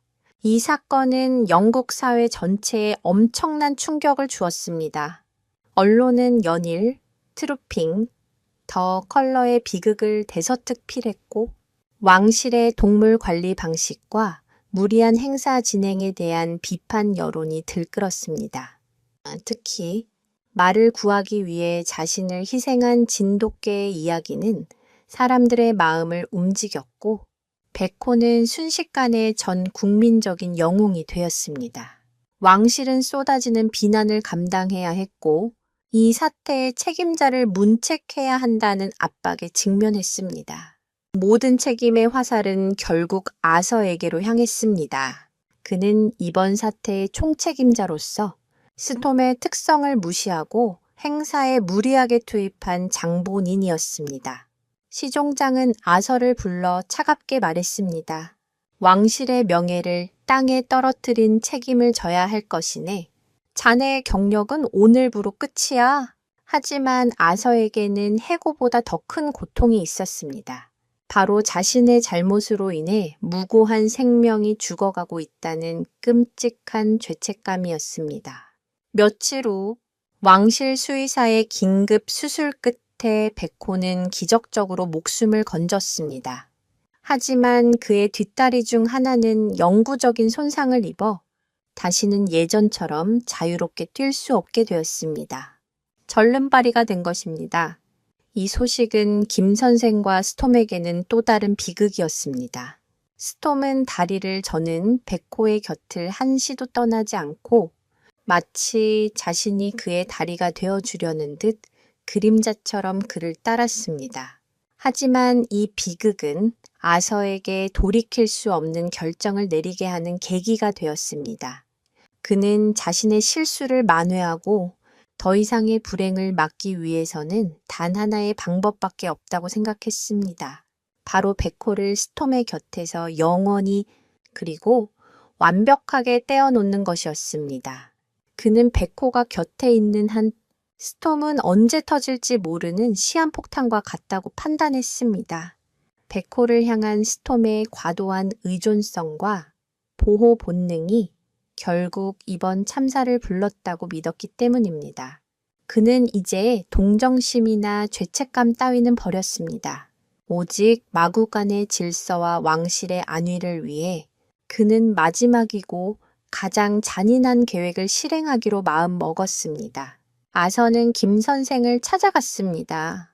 그는 더 이상 변명하거나 설득하려 하지 않았습니다. 그저 차갑고 사무적인 어조로 최후 통첩을 전달했습니다. 이번 주 내로 저 개를 당신의 나라로 돌려보내시오. 이것은 나의 결정이 아니라 왕실의 최종 결정입니다. 만약 따르지 않는다면 당신과 저 개 모두에게 더 불행한 일이 생길 것이오. 다시는 찾을 수 없게 될지도 모릅니다. 그의 목소리에는 그 어떤 감정도 실려 있지 않았지만 그 안에 담긴 위협은 그 어떤 폭언보다도 서늘하고 무서웠습니다. 이것은 더 이상 거부할 수 없는, 돌이킬 수 없는 결정이었습니다. 김 선생은 과연 이 잔인한 명령에 어떻게 맞서게 될까요? 아서의 최후 통첩은 김 선생에게 사형 선고나 다름없었습니다. 그의 말 속에는 더 이상의 협상이나 타협의 여지가 없었습니다. 다시는 찾을 수 없게 될지도 모른다는 말은 왕실이 마음만 먹으면 베코를 합법적인 방법으로 안락사시키거나 세상 어디에서도 찾을 수 없는 곳으로 보내버릴 수 있다는 섬뜩한 경고였습니다. 김 선생은 왕실이라는 거대한 권력 앞에서 한낱 늙은 마부에 불과한 자신이 할 수 있는 것은 아무것도 없다는 무력감에 휩싸였습니다. 그는 분노했지만 그 분노는 인내 깊은 슬픔과 체념으로 바뀌었습니다. 그는 백호를 지키기 위해 그리고 스톰을 지키기 위해 결국 가장 고통스러운 선택을 해야만 했습니다. 김 선생은 스톰과 백호에게 이별을 준비시킬 시간이 필요했습니다. 그는 아서에게 일주일의 시간을 달라고 간청했고 아서는 마지못해 이를 수락했습니다. 그 일주일은 로열 뮤즈 역사상 가장 길고 슬픈 시간이었습니다. 김 선생은 매일 밤 아무도 없는 마구간에서 백호와 스톰을 함께 끌어안고 눈물을 흘렸습니다. 그는 백호에게 미안하다고 지켜주지 못해 미안하다고 몇 번이고 속삭였습니다. 백호는 주인의 슬픔을 아는지 모르는지 그저 핥아주며 위로할 뿐이었습니다. 스톰 역시 마구간을 감도는 무거운 슬픔의 공기를 느꼈지만 앞으로 닥쳐올 끔찍한 운명을 알지는 못했습니다. 그는 그저 자신의 두 가족이 함께 곁에 있다는 사실에 안도하며 평화롭게 잠들 뿐이었습니다. 김 선생은 이 짧은 시간 동안 스톰에게 백호 없이도 살아가는 법을 가르쳐 주려 애썼습니다. 그는 일부러 백호를 다른 곳에 잠시 묶어두고 스톰과 단둘이 산책을 나가려 했습니다. 하지만 스톰은 백호가 보이지 않자 한 발짝도 움직이려 하지 않았고 결국 백호가 있는 곳을 향해 울부짖으며 달려가 버렸습니다. 그들의 유대는 인간의 의지로 끊어낼 수 있는 수준을 이미 넘어선 지 오래였습니다. 김 선생의 노력은 처참한 실패로 돌아갔고 운명의 날은 야속하게 다가왔습니다. 약속한 날짜의 바로 전날 밤, 김 선생은 마지막 결심을 했습니다. 그는 백호를 왕실의 손에 넘겨 끔찍한 운명을 맞게 하느니 차라리 자신의 손으로 고향에 돌려보내는 것이 낫다고 판단했습니다. 그는 한국에 있는 옛 친구에게 연락하여 백호를 맡아달라고 부탁했습니다. 그리고는 항공편과 검역 절차를 몰래 준비하기 시작했습니다. 이 모든 것은 아서와 왕실의 눈을 피해 극비리에 진행되어야 했습니다. 이별의 밤이 찾아왔습니다. 김 선생은 스톰이 가장 좋아하는 각설탕에 소량의 수면제를 섞어 먹였습니다. 스톰은 아무것도 모른 채 주인이 주는 달콤한 간식을 받아 먹고는 이내 깊은 잠에 빠져들었습니다.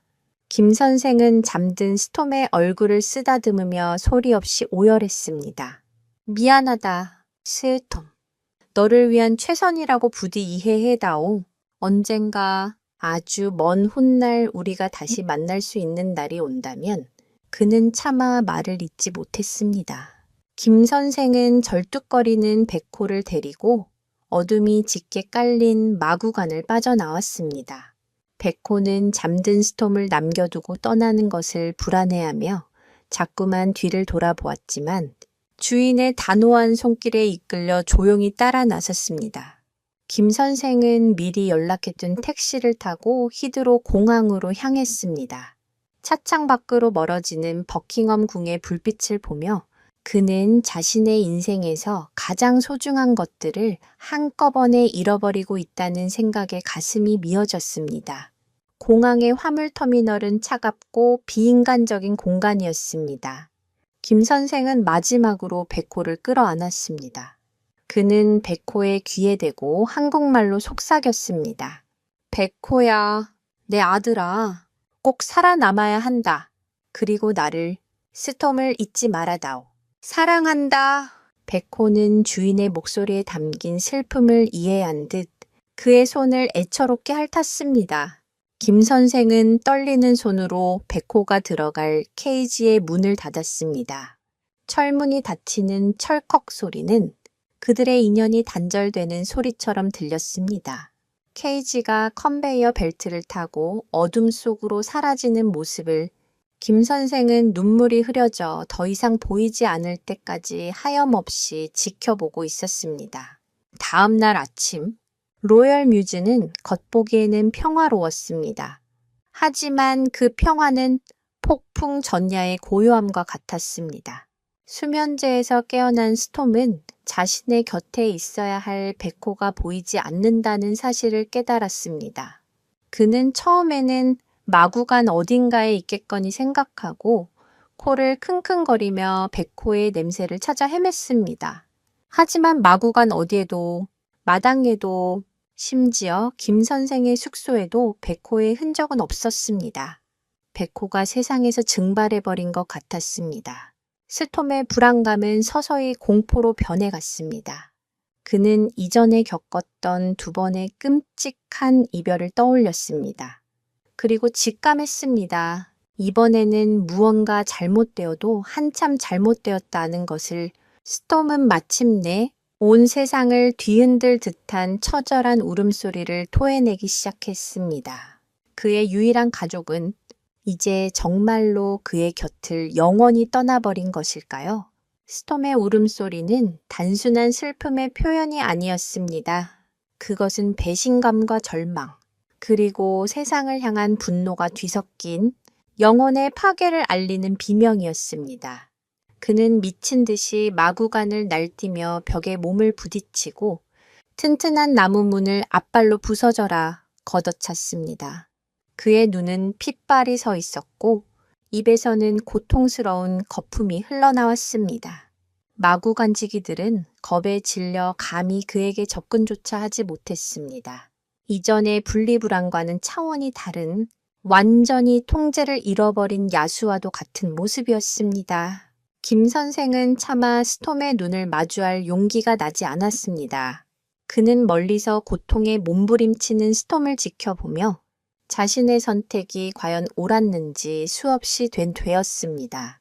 그는 스톰을 위한 결정이었다고 스스로를 위로했지만 스톰의 처절한 모습을 볼수록 그 위로는 날카로운 비수가 되어 자신의 심장을 찔렀습니다. 아서는 이 상황을 보고 오히려 자신의 판단이 옳았다고 확신했습니다.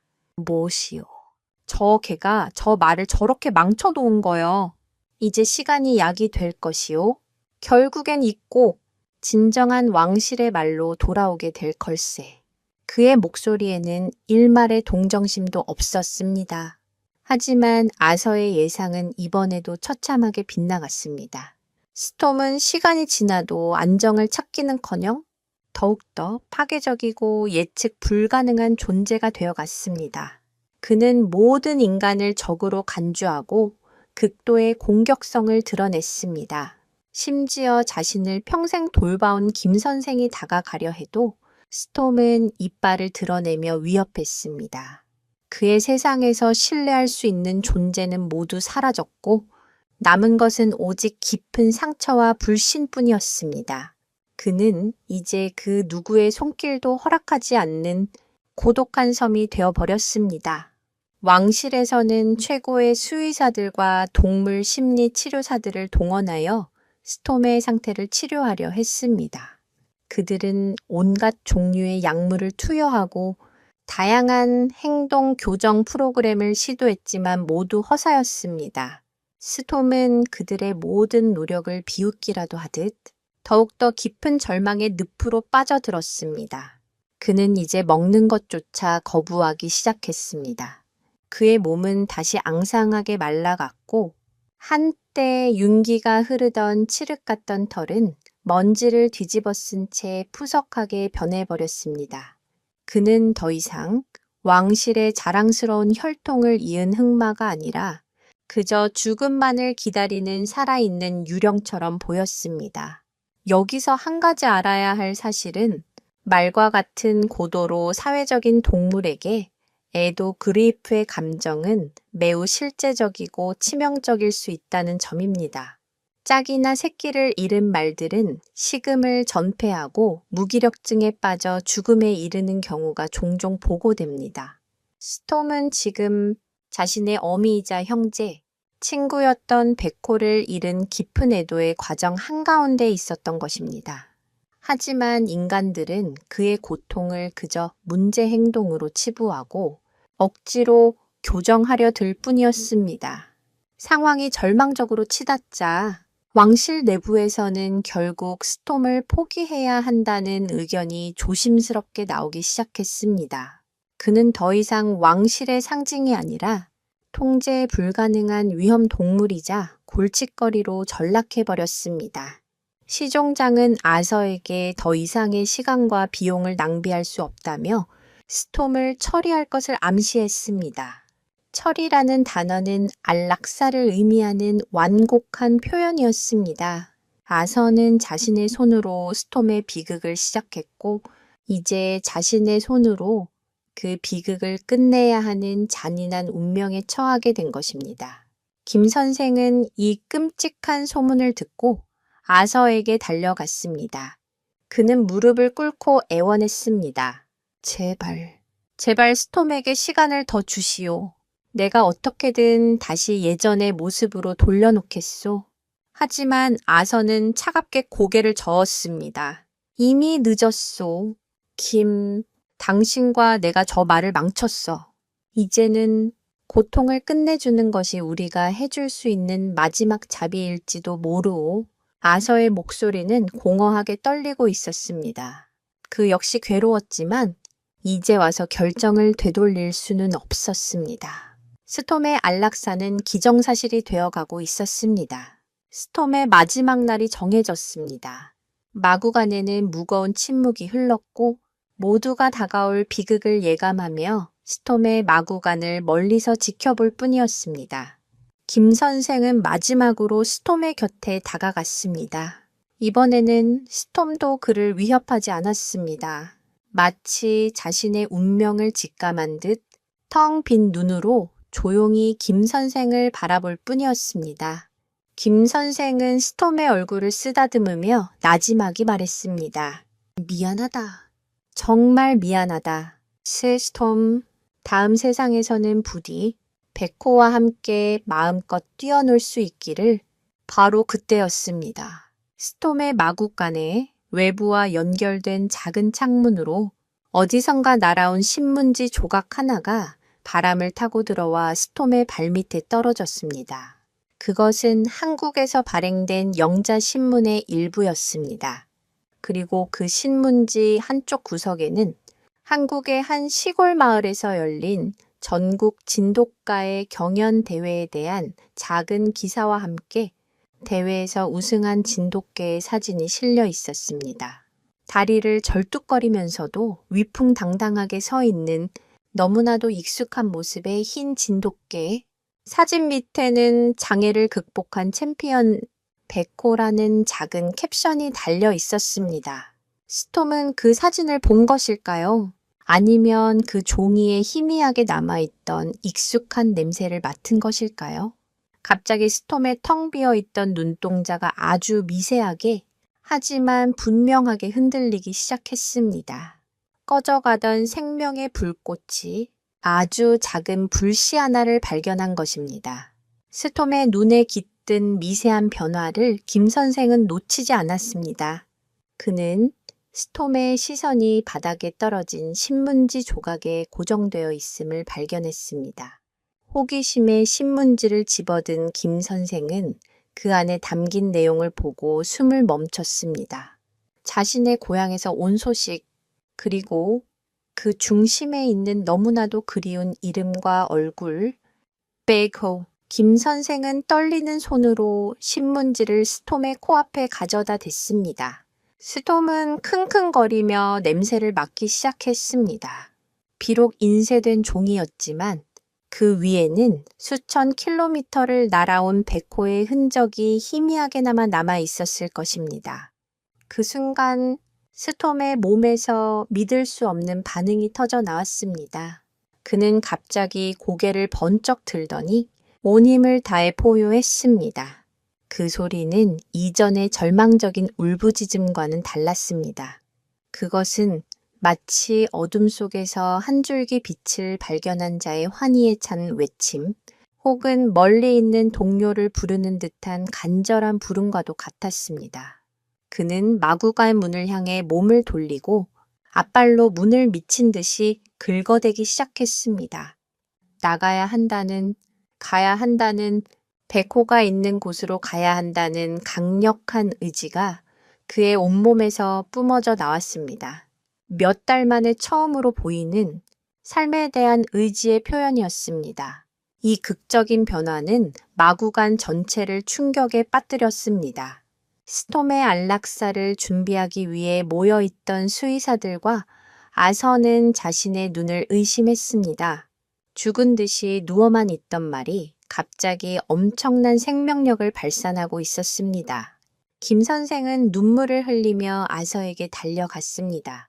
뭐시여? 스톰은 포기하지 않았어. 백호가 살아있다는 것을 알고 있단 말이오. 제발 마지막 기회를 주시오. 아서는 혼란스러웠습니다. 그의 이성은 이 모든 것이 일시적인 발작일 뿐이라고 말했지만 그의 마음 한구석에서는 꺼져가던 희망의 불씨가 다시 타오르고 있었습니다. 스톰의 눈빛은 이전과는 확실히 달랐습니다. 텅 비어있던 눈동자에 다시 총기와 목적의식이 돌아온 것입니다. 그는 고심 끝에 자신의 모든 것을 걸고 마지막 도박을 하기로 결심했습니다. 그는 시종장에게 연락하여 스톰의 안락사를 보류하고 한국으로 가는 특별 수송기를 마련해달라고 요청했습니다. 그의 갑작스러운 요청에 시종장은 격노했지만 아서는 단호했습니다. 만약 이번에도 실패한다면 제가 모든 책임을 지고 왕실을 떠나겠습니다. 하지만 만약 기적이 일어난다면 우리는 잃어버렸던 것보다 훨씬 더 위대한 것을 얻게 될 것입니다. 왕실은 결국 아서의 마지막 제안을 받아들였습니다. 스톰을 한국으로 보내 백호와 제외시키는 전례 없는 작전이 시작된 것입니다. 하지만 문제는 간단하지 않았습니다. 스톰의 건강 상태는 장거리 비행을 견디기에는 너무나 위태로웠습니다. 수의사들은 비행 중에 일어날 수 있는 모든 응급 상황에 대비해야 했습니다. 또한 스톰은 김 선생을 제외한 그 누구의 접근도 허용하지 않았기 때문에 거대한 스톰을 비행기 화물칸까지 안전하게 이동시키는 것 자체가 엄청난 도전이었습니다. 김 선생은 며칠 밤낮으로 스톰의 곁을 지키며 그를 설득했습니다. 그는 백호의 사진이 담긴 신문지를 계속해서 보여주며 우리가 갈 곳이다! 백호가 우리를 기다리고 있다고 속삭였습니다. 놀랍게도 스톰은 김 선생의 말을 이해하는 듯 서서히 안정을 되찾고 그가 주는 소량의 먹이를 먹기 시작했습니다. 백호와의 재회라는 강력한 동기부여가 그의 생존 본능을 다시 일깨운 것입니다. 마침내 출발의 날이 밝았습니다. 스톰은 특수 제작된 컨테이너에 실려 공항으로 이송되었습니다. 그는 여전히 불안해했지만 김 선생이 계속해서 백호의 이름을 불러주자 얌전히 컨테이너 안으로 들어갔습니다. 거대한 수송기가 런던 히드로 공항의 활주로를 박차고 오르는 순간 김 선생은 창밖을 보며 기도했습니다.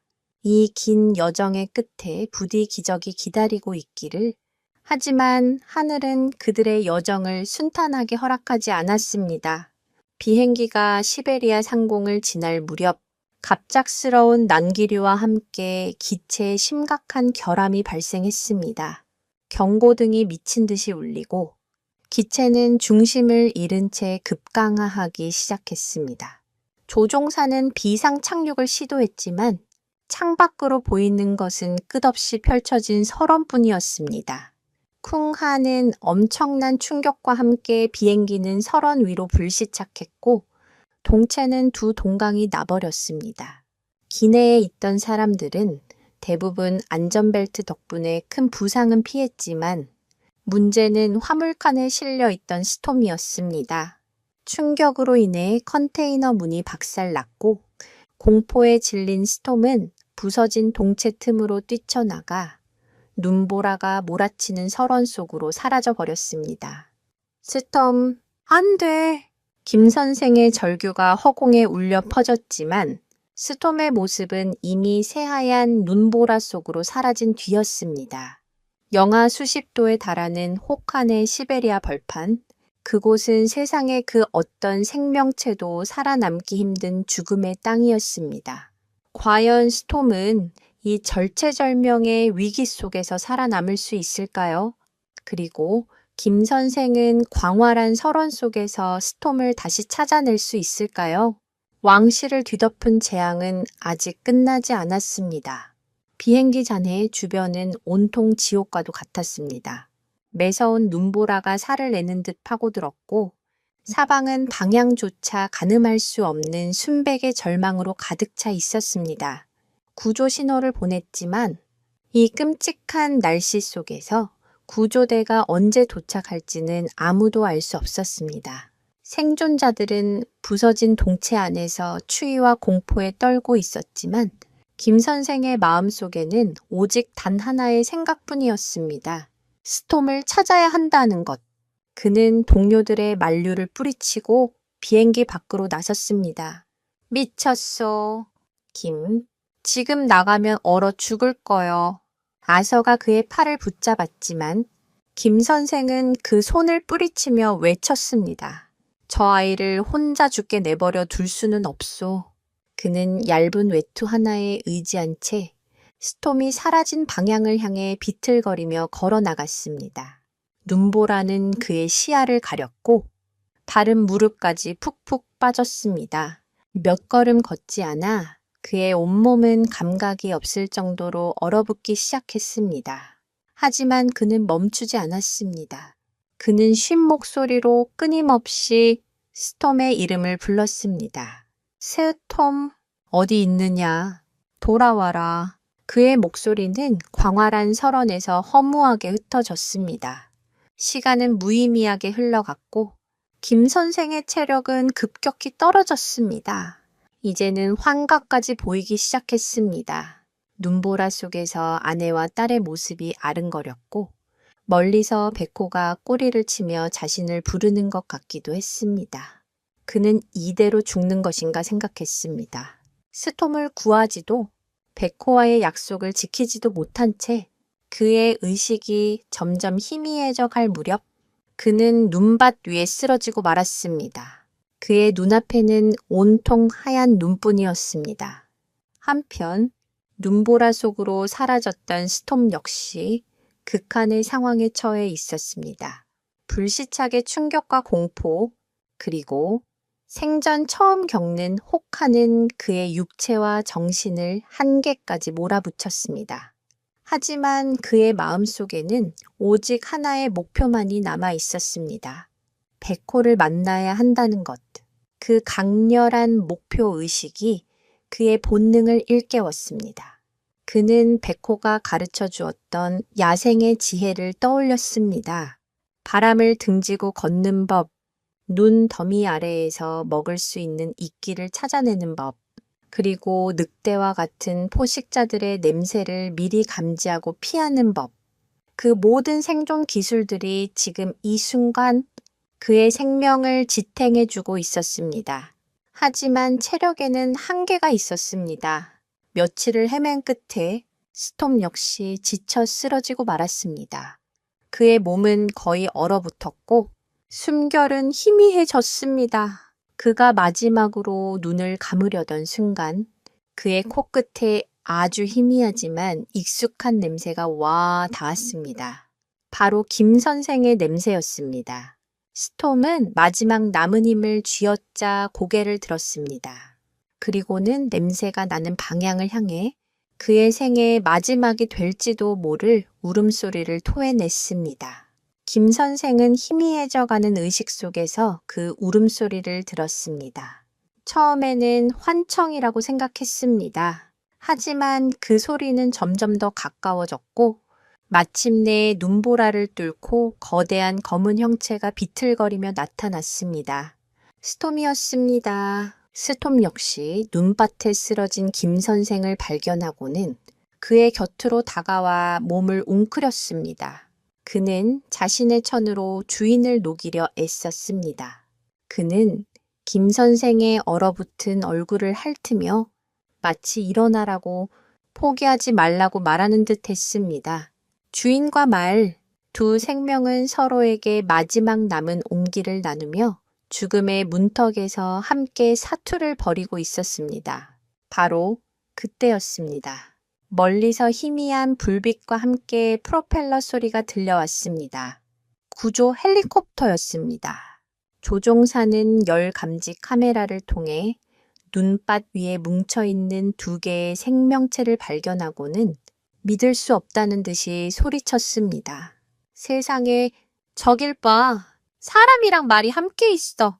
구조대가 현장에 도착했을 때 그들은 거의 의식을 잃은 상태였지만 서로를 꼭 끌어안은 채 온기를 나누고 있었습니다. 김 선생과 스톰은 서로의 생명을 구한 것입니다. 이 기적 같은 생還소식은 전 세계에 타전되었습니다. 시베리아의 기적으로 불린 이 사건은 인간과 동물의 교감이 만들어낼 수 있는 위대한 힘을 다시 한번 증명했습니다. 김 선생과 스톰은 곧바로 한국으로 이송되어 치료를 받았습니다. 그리고 마침내 그들이 그토록 그리워하던 순간이 찾아왔습니다. 한국의 한적한 시골 마을, 김 선생과 스톰이 차에서 내리자 저 멀리서 다리를 절뚝거리며 달려오는 흰 진돗가의 한 마리가 보였습니다. 백호였습니다. 백호는 수백 미터 밖에서부터 그들의 냄새를 맡고 마중을 나온 것입니다. 시간과 공간을 뛰어넘은 세 가족의 재회, 스톰은 백호를 보자마자 기쁨의 울음소리를 터뜨리며 달려나갔고 백호 역시 꼬리가 빠져라 흔들며 그를 맞이했습니다. 그들은 서로의 냄새를 맡고 뺨을 비비며 그동안의 그리움을 남김없이 표현했습니다. 김 선생은 그 모습을 바라보며 조용히 눈물을 흘렸습니다. 그의 눈물은 더 이상 슬픔의 눈물이 아닌 기쁨과 감사의 눈물이었습니다. 모든 시련이 끝나고 마침내 완전한 평화가 찾아온 것입니다.